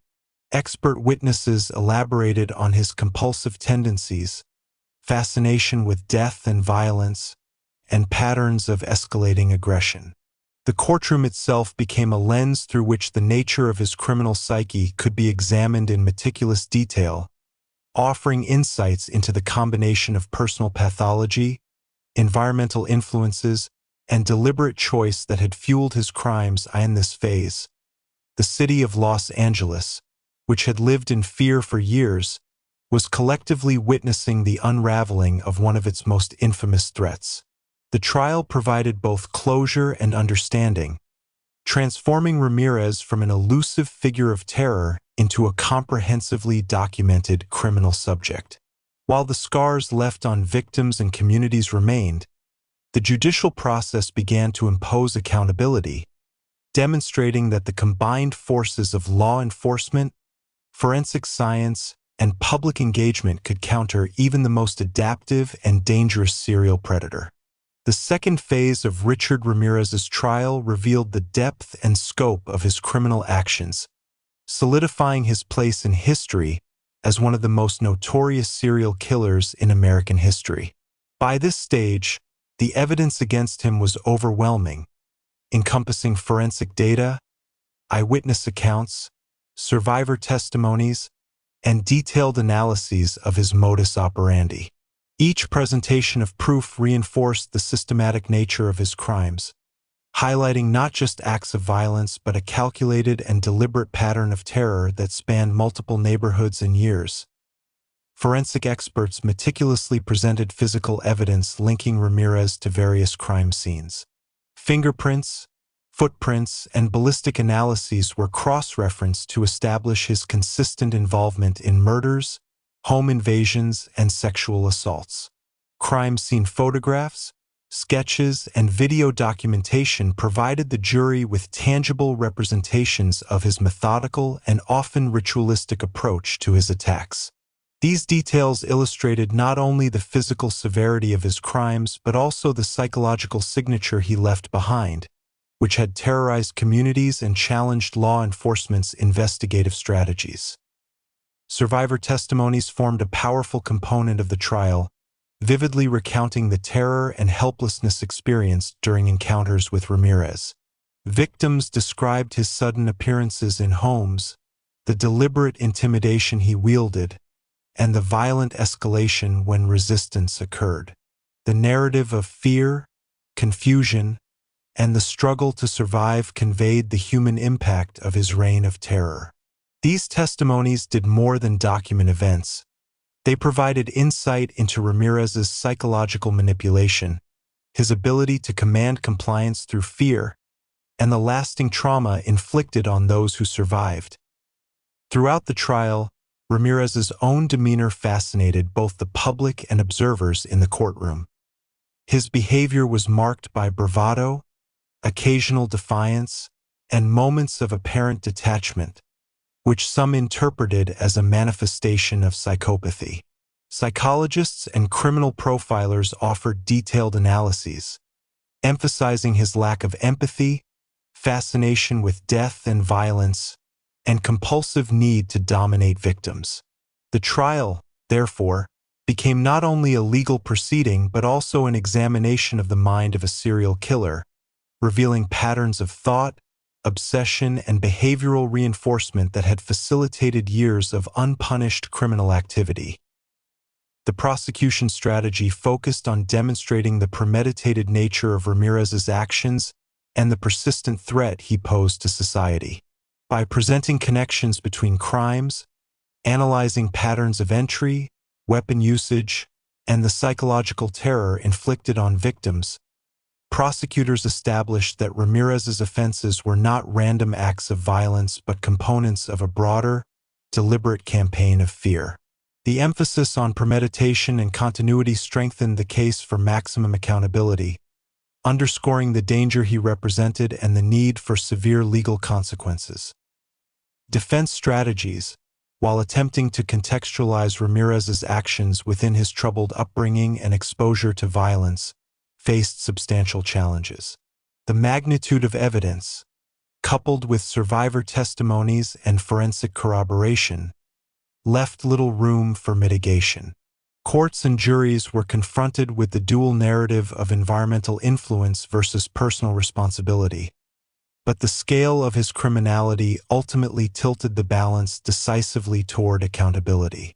The trial became a detailed dissection of motive, method, and the consequences of unchecked aggression, highlighting the interplay of personal pathology and social factors in shaping criminal behavior. Media coverage during the trial continued to influence public perception. The extensive reporting on courtroom proceedings, evidence, and Ramirez's behavior kept the public informed and engaged, but it also amplified the intensity of the collective scrutiny. For Los Angeles residents who had lived under the shadow of the Night Stalker, each update reinforced memories of fear, vigilance, and survival. The trial was not merely a legal proceeding. It was a citywide catharsis, a reckoning with a predator whose influence had pervaded daily life for years. The culmination of the trial was the imposition of multiple death sentences. Ramirez was convicted on numerous counts of murder, sexual assault, and attempted murder, reflecting the breadth and severity of his crimes. The sentencing phase confirmed the recognition by both the legal system and society of the extraordinary danger he had represented. The judicial outcome symbolized accountability, demonstrating that even the most elusive and psychologically complex criminals could be brought to justice through coordinated investigative effort, public engagement, and rigorous legal procedures. Beyond the courtroom, the trial and sentencing offered a measure of closure for survivors and communities traumatized by Ramirez's actions. While the psychological and emotional scars remained, the formal recognition of his guilt and the imposition of the maximum legal penalty provided validation for their experiences.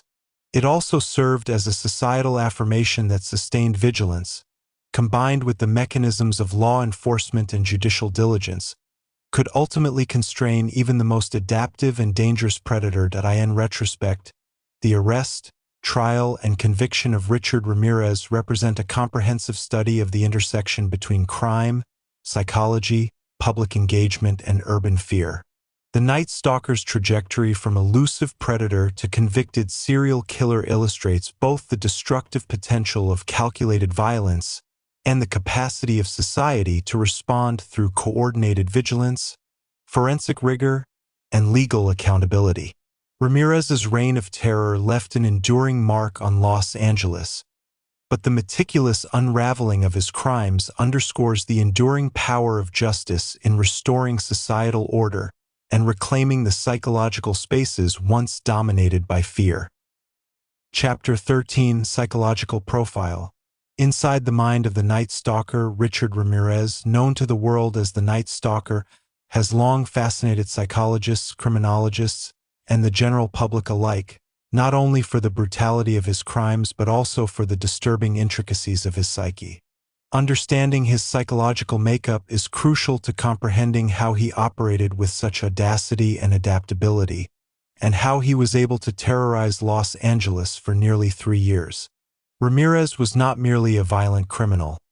He was a complex amalgam of personality disorders, compulsions, and environmental influences, a figure whose mind combined predatory intelligence with pathological obsession. Born in 1960 in El Paso, Texas, Ramirez's early life was marked by instability and exposure to violence. From a young age, he witnessed traumatic events, including a violent and abusive father and the debilitating accident of a beloved cousin, who suffered permanent brain damage after an assault. These formative experiences left a profound imprint on him, exposing him to both physical aggression and the psychological consequences of trauma.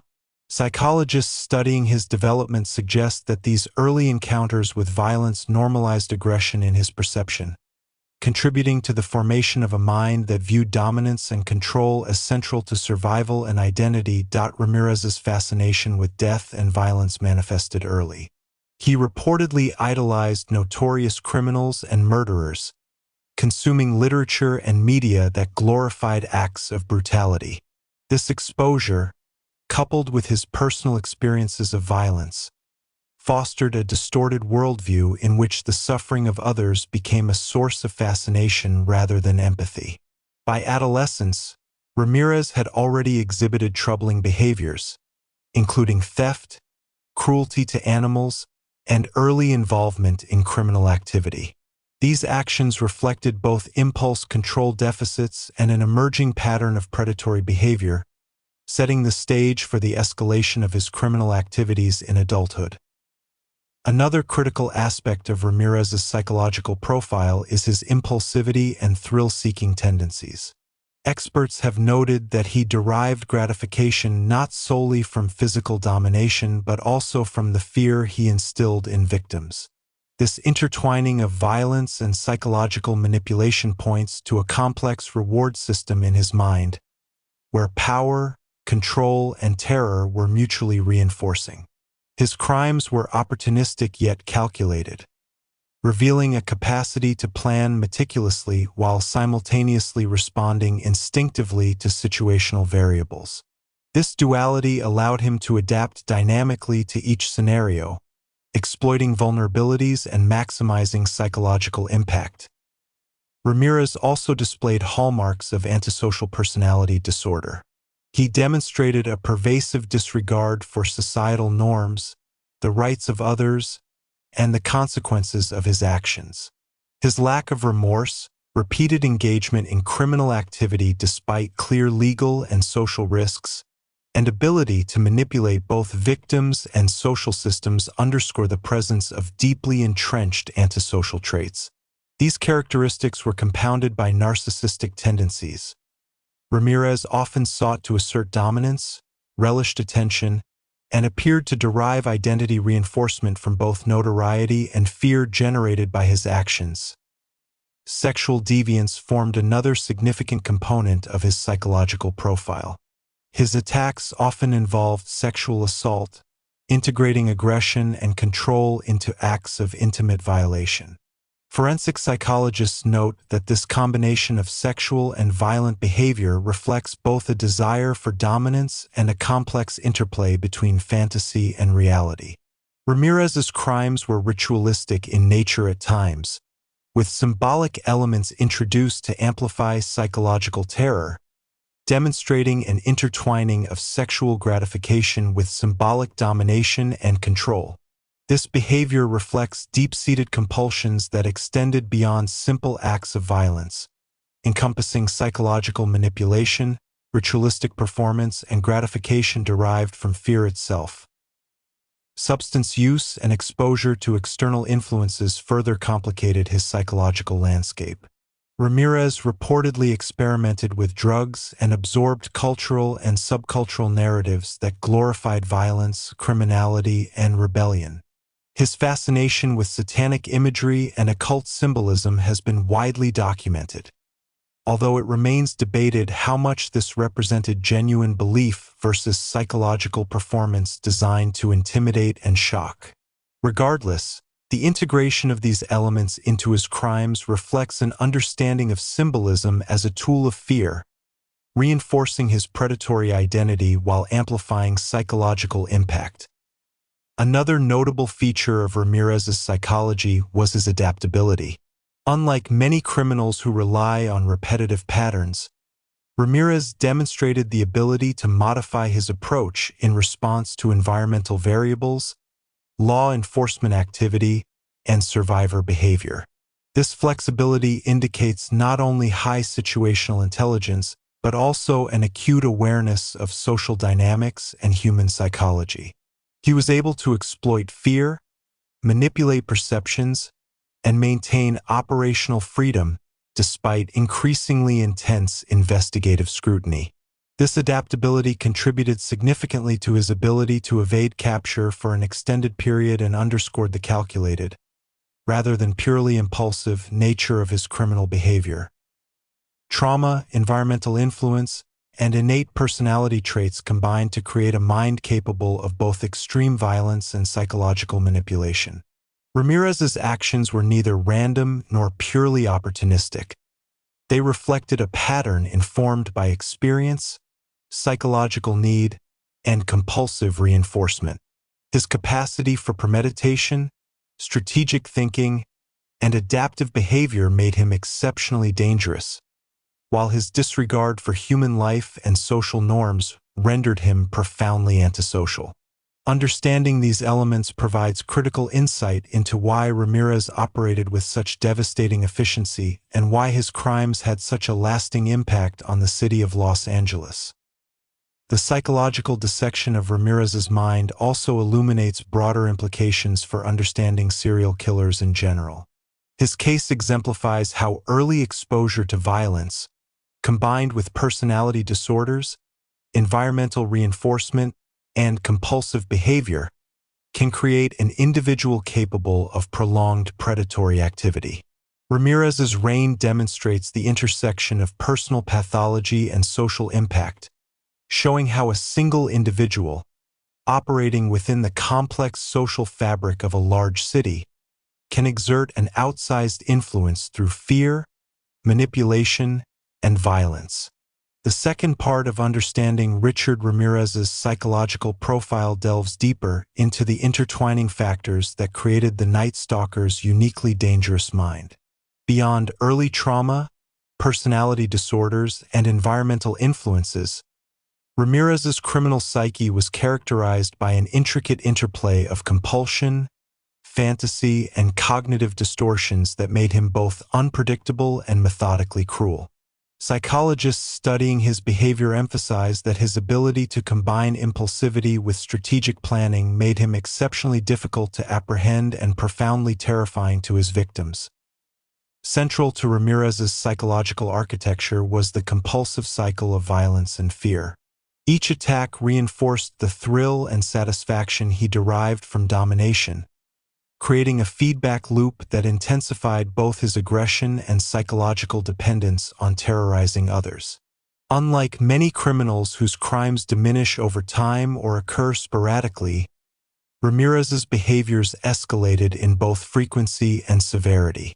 The compulsion to repeat and escalate acts of violence reflects a deep neurological and psychological reinforcement mechanism, wherein fear, adrenaline, and control became intertwined sources of gratification. His behavior demonstrates the combination of predatory planning and impulsive satisfaction seeking, a dangerous mix that challenges conventional criminal profiling. Ramirez's fascination with death and the macabre was not limited to his crimes. Accounts indicate that he actively sought exposure to violent media, attended funerals, and engaged with cultural representations of death, crime, and occultism. Psychologists suggest that this fascination was both reinforcing and validating, normalizing the behaviors he enacted and providing a framework for interpreting his compulsions. In essence, Ramirez's environment and self-directed focus on violent imagery acted as feedback loops, consolidating his identity as a predator and amplifying his detachment from the moral or emotional consequences of his actions. Religious and occult symbolism played a particularly interesting role in his crimes. While some reports suggest genuine interest in Satanism and occult practices, others interpret these behaviors as theatrical, designed to intimidate and psychologically destabilize victims. For example, the deliberate display of pentagrams or references to demonic imagery served as both a psychological weapon and a personal reinforcement of his predatory identity. This dual purpose, functional intimidation and self-reinforcing identity construction, exemplifies the sophisticated intertwining of psychological manipulation and ritualistic compulsion in Ramirez's criminal methodology. Another critical factor in his psychological profile was the cognitive distortion that justified his actions internally. Ramirez often viewed his crimes as expressions of power, entitlement, and retribution against perceived societal or personal slights. This internal rationalization allowed him to dissociate from the consequences of his behavior, minimizing guilt and shame while reinforcing his compulsions. Such cognitive distortions are common among serial offenders, enabling continued criminal activity without typical inhibitory moral restraints. In Ramirez's case, this distortion, combined with thrill-seeking and antisocial traits, created a potent driver for sustained violence over an extended period. The adaptability observed in Ramirez's behavior also reflects a form of criminal intelligence. Unlike impulsive offenders, he demonstrated an ability to analyze circumstances, assess risk, and modify tactics to avoid detection. He exploited vulnerabilities in urban layouts, selected victims based on opportunity and psychological impact, and adjusted methods to evade law enforcement. This adaptability, combined with compulsion and cognitive reinforcement, made him an unusually resilient predator. While he relied on both intuition and planning, the integration of psychological manipulation into every attack elevated his crimes beyond mere opportunistic violence, making each encounter an exercise in control, fear, and personal gratification. Sexual sadism was another defining feature of his criminal personality. Ramirez frequently intertwined sexual assault with extreme violence, using coercion, intimidation, and physical domination to reinforce his perceived superiority. This combination of sexual and violent gratification reflects a complex interplay of biological drives, psychological reinforcement, and antisocial pathology. Each act of sexualized violence not only provided immediate gratification but also reinforced his predatory self-concept, sustaining the compulsive cycle of crime and fear that defined his reign over Los Angeles. Psychologists also note Ramirez's ability to exploit environmental and social structures to his advantage. He understood human behavior, community routines, and law enforcement limitations, allowing him to operate within complex urban systems with remarkable efficiency. His crimes were not random.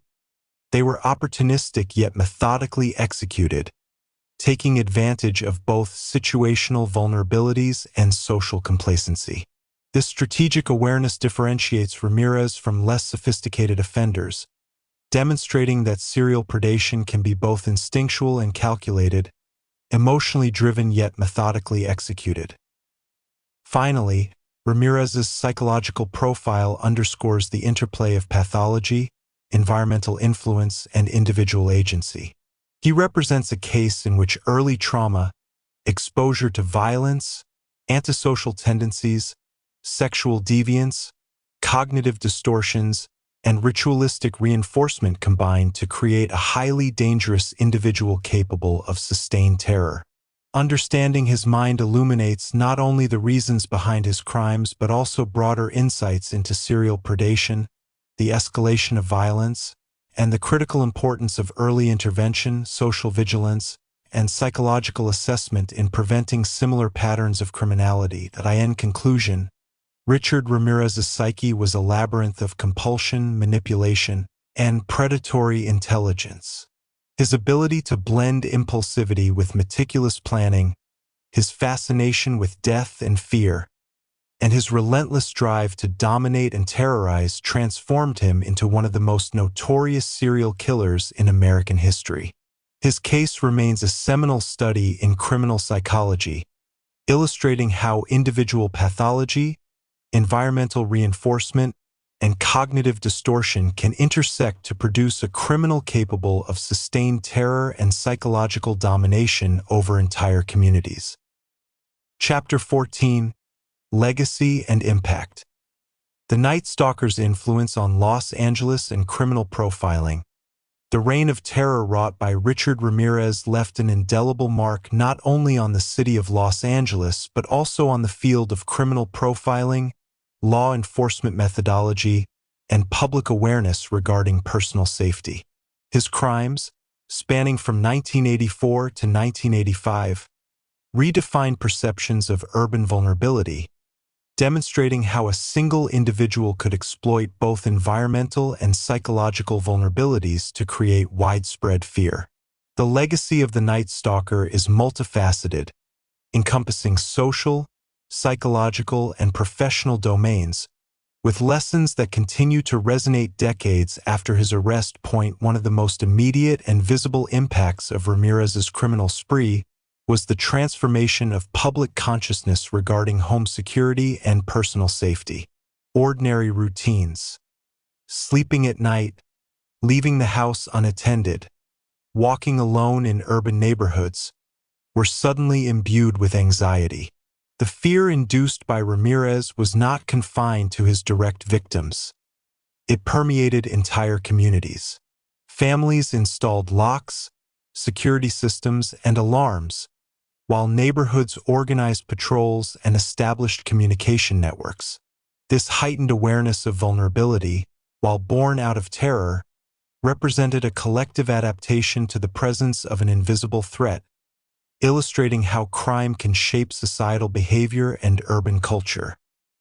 The psychological impact on Los Angeles residents was profound. Survivors, witnesses, and even those indirectly affected by the media coverage experienced long-lasting trauma. Individuals reported heightened anxiety, altered daily routines, and persistent fear of being victimized. This societal trauma highlighted the secondary effects of serial crimes, the ripple effect of fear and hypervigilance extending far beyond immediate physical harm. The Night Stalker had effectively weaponized not just violence but the psychological state of the city itself, leaving a legacy of heightened collective awareness and the lingering need for vigilance. Ramirez's crimes also provided critical lessons for law enforcement and criminal profiling. His adaptability, unpredictability, and understanding of fear challenged existing investigative paradigms, prompting law enforcement agencies to rethink approaches to serial criminal activity. The integration of community engagement, media awareness, geographic profiling, and behavioral analysis became essential components in eventually apprehending Ramirez. His case underscored the importance of multi-agency collaboration, the role of public vigilance in investigative success, and the value of understanding the psychological profile of offenders to anticipate behavior.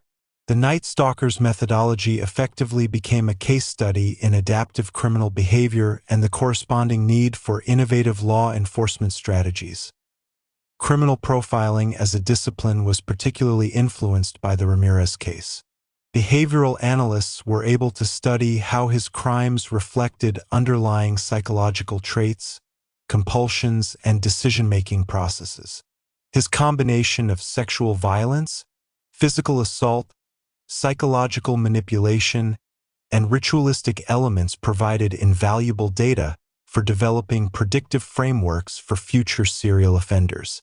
Profilers learned to identify markers of impulsivity intertwined with strategic planning, the role of cognitive distortions in justifying violence, and the interaction between environmental opportunity and predatory behavior. The case reinforced the necessity of integrating psychological insight with forensic evidence and field investigation, shaping the modern approach to serial criminal profiling. The Night Stalker's influence extended into media and popular culture. Coverage of his crimes, from newspapers to televised reports, created an enduring public narrative that blended horror, fascination, and awareness. While media sensationalism contributed to widespread fear during his active years, it also educated the public on the methods of serial offenders and the importance of personal safety. This dual effect, heightened vigilance and ongoing public education, illustrates how high-profile criminal cases can alter societal norms and expectations, creating a lasting impact on community behavior and perception. Another aspect of Ramirez's legacy lies in the evolution of urban policing strategies. Law enforcement agencies recognized that traditional approaches were insufficient for dealing with predators who operated across multiple jurisdictions and leveraged unpredictability to evade capture. The need for coordinated task forces, centralized databases, rapid communication networks, and proactive public engagement became clear. These lessons influenced policy and practice in Los Angeles and across the United States, highlighting how individual criminal cases can serve as catalysts for systemic improvements in public safety infrastructure.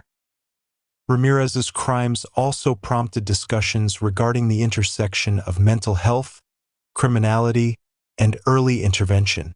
His background, marked by exposure to violence, familial dysfunction, and early behavioral disturbances, raised questions about how environmental and psychological factors contribute to the development of serial offenders.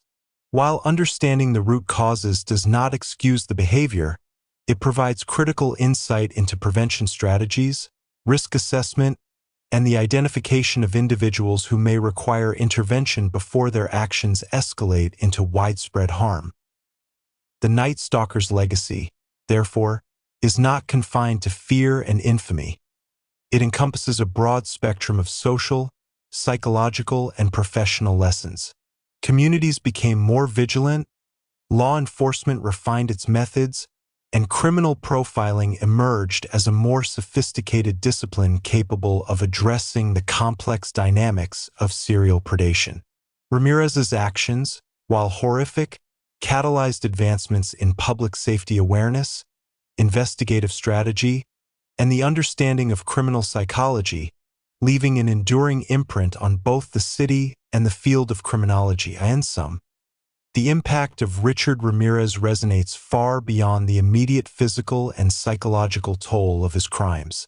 He altered the way communities perceive safety, influenced the evolution of criminal profiling, and demonstrated the importance of integrating public awareness with law enforcement strategy. His legacy is a complex interplay of terror, insight, and systemic evolution, illustrating how one individual's actions can shape the trajectory of societal and professional practices in response to violence. Los Angeles would never forget the fear he imposed, nor would law enforcement and psychologists forget the lessons his crimes imparted about human behavior, urban vulnerability, and the persistent need for vigilance. The second part of Richard Ramirez's legacy extends beyond immediate social and professional impacts into broader cultural, legal, and educational spheres. The Night Stalker's crimes left an imprint not only on Los Angeles but also on national consciousness, influencing how societies conceptualize serial violence, safety, and the responsibilities of both citizens and authorities in preventing and responding to predatory threats. Ramirez's legacy is thus multifaceted, combining psychological lessons, systemic reforms, and cultural reflections that continue to resonate decades after his arrest. One significant aspect of this legacy is the evolution of urban crime prevention strategies. Ramirez demonstrated how a predator could exploit environmental vulnerabilities, from poorly lit streets to isolated residences, using anonymity and unpredictability to his advantage. Urban planners, law enforcement agencies, and neighborhood associations began to prioritize environmental design in crime prevention, implementing strategies such as improved lighting, surveillance systems, and community awareness programs. These changes reflect a recognition that the urban environment itself can either facilitate or deter criminal activity, a lesson driven in part by the public fear and vulnerability exposed during Ramirez's reign. Public awareness campaigns were also influenced by the Night Stalker's crimes. Law enforcement agencies recognized the importance of educating communities about risk factors, warning signs, and behavioral red flags associated with predatory individuals.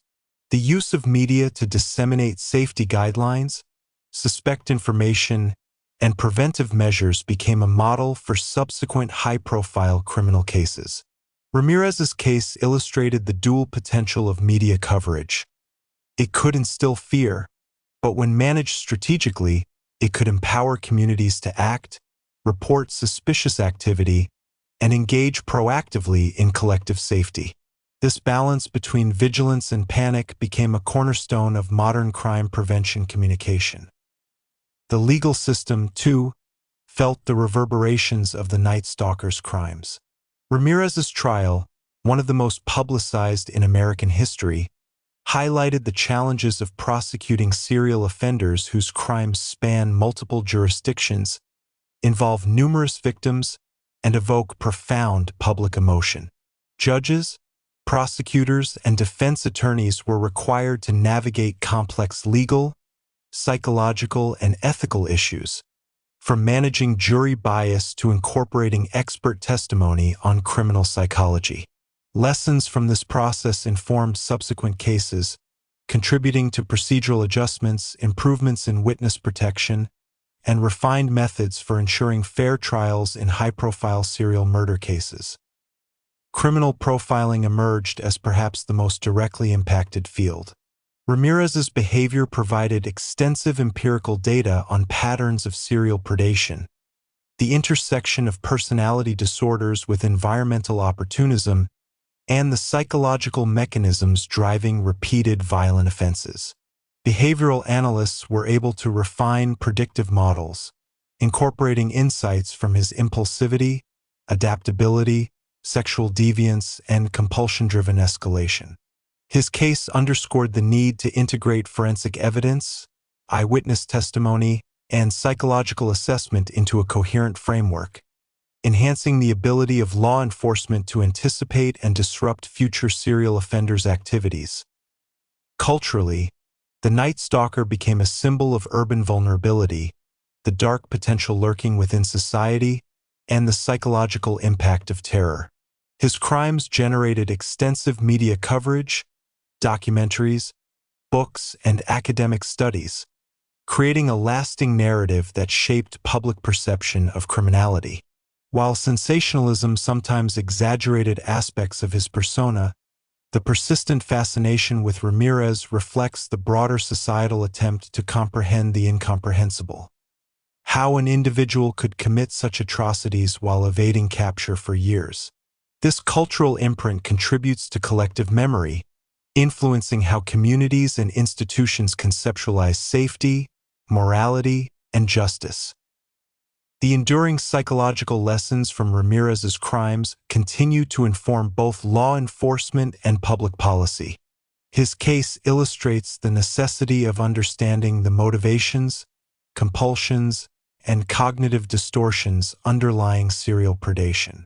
By analyzing his behavior, authorities and psychologists have gained insight into risk assessment, early intervention strategies, and the identification of individuals exhibiting dangerous behavioral patterns.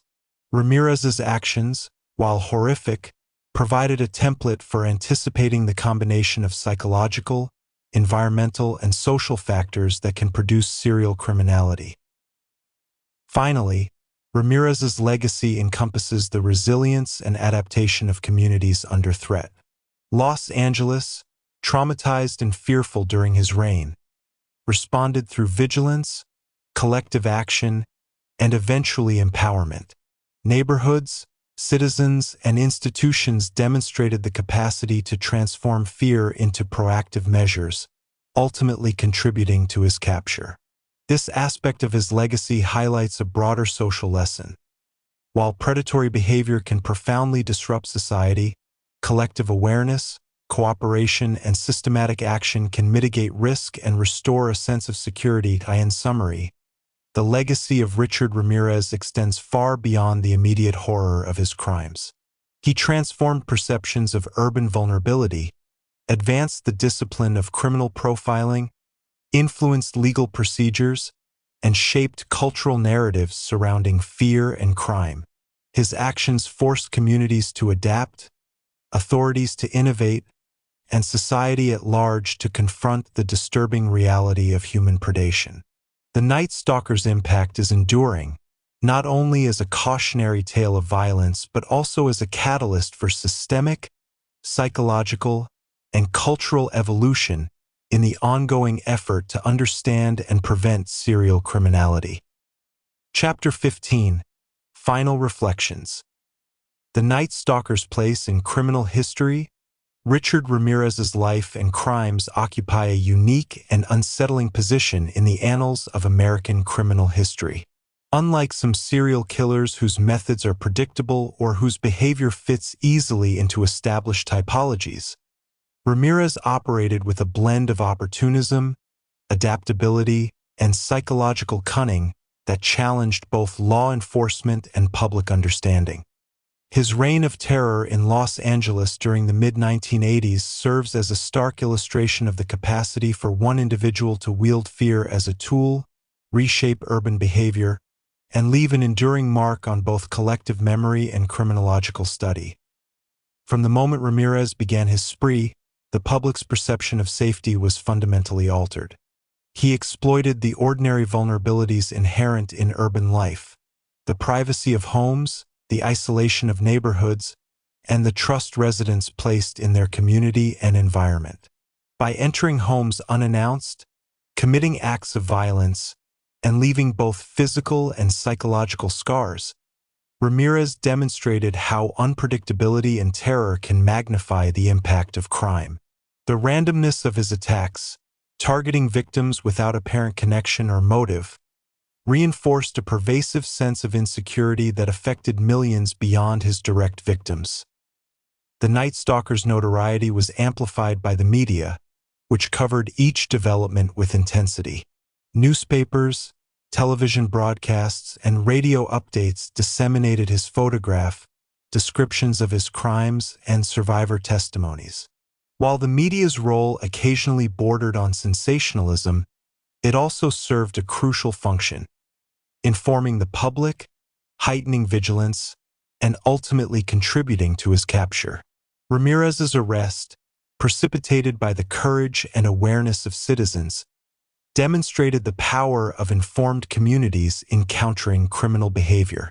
In this sense, the interplay between fear and vigilance became a defining feature of his impact, illustrating the dual-edged role of media in both amplifying terror and facilitating justice. Psychologically, Ramirez represents a complex case study in the intersection of pathology, environment, and individual agency. His early exposure to violence, family dysfunction, and fascination with death and criminality laid the groundwork for antisocial and predatory behavior.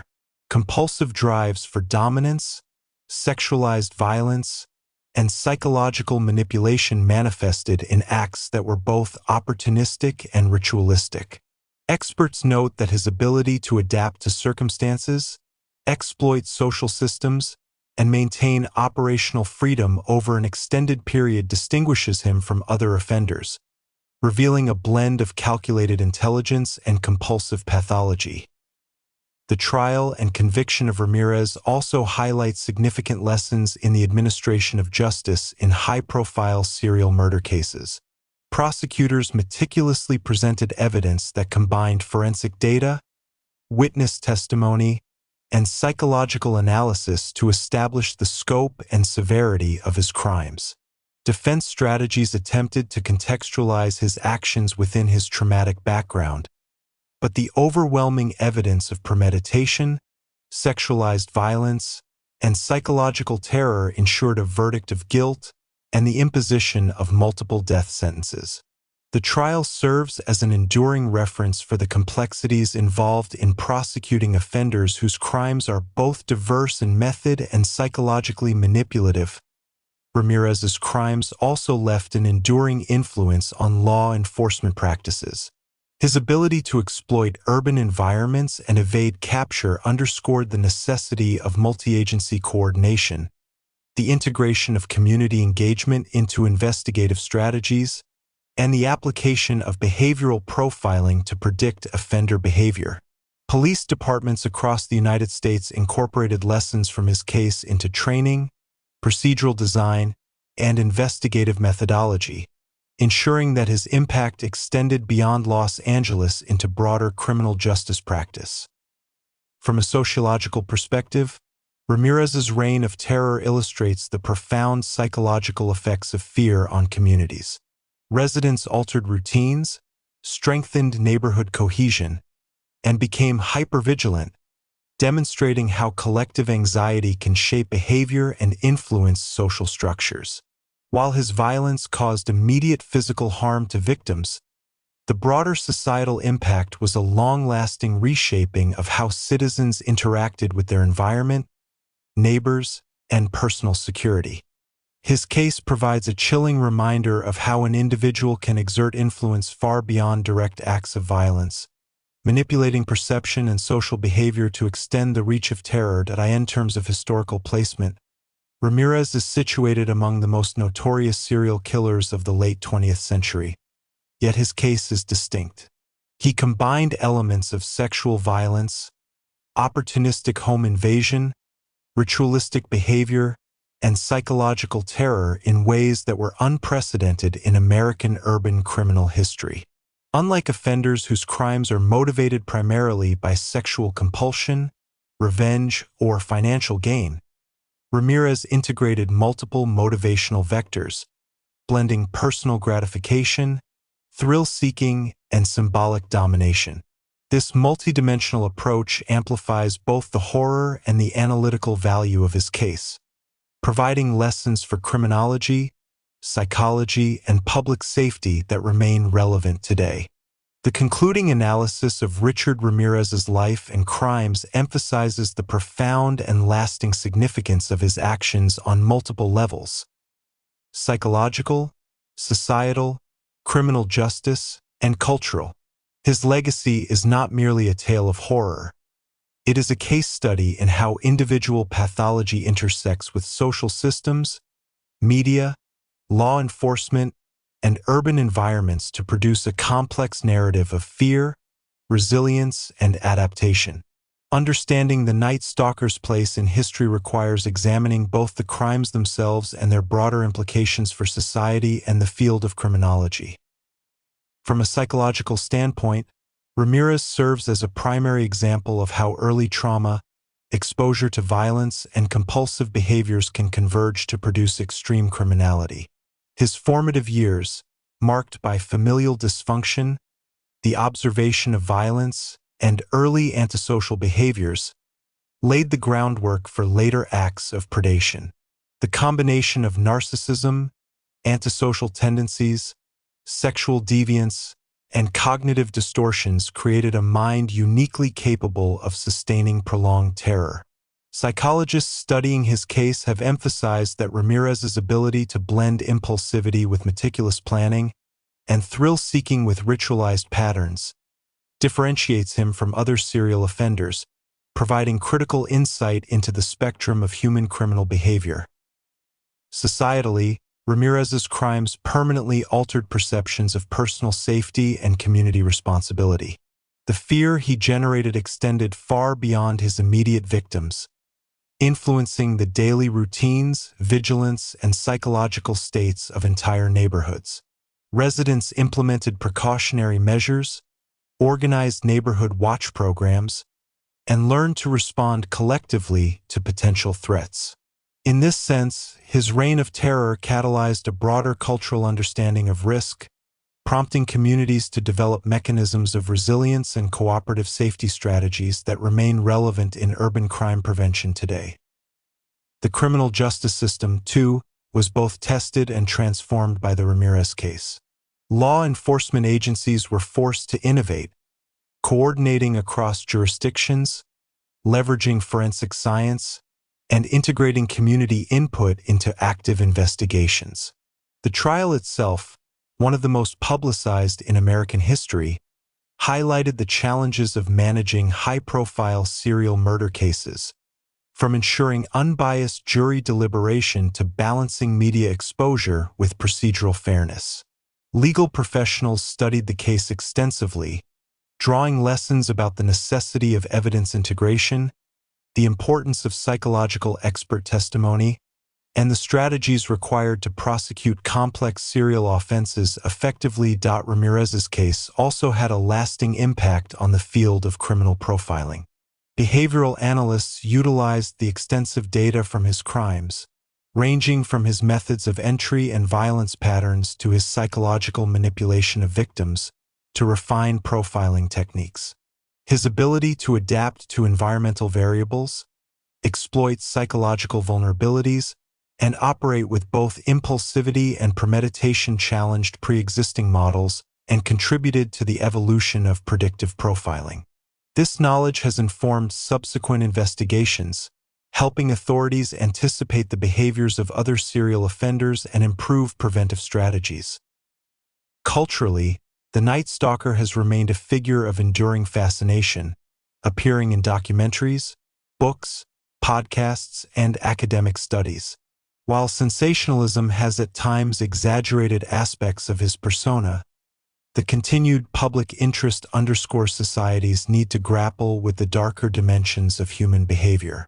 Ramirez's notoriety functions as a cautionary tale, illustrating both the destructive potential of predatory individuals and the societal mechanisms, vigilance, community action, and justice that can counteract such threats.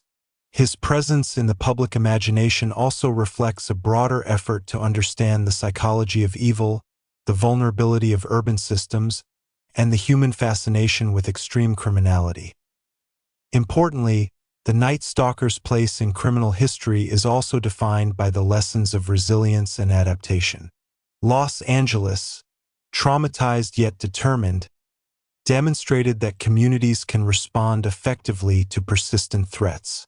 Citizens became active participants in their own protection, coordinated with law enforcement, and contributed to Ramirez's eventual capture. This interplay between fear and empowerment illustrates a broader societal principle. While individual criminals may exploit weaknesses, coordinated action and informed vigilance can restore order and safety.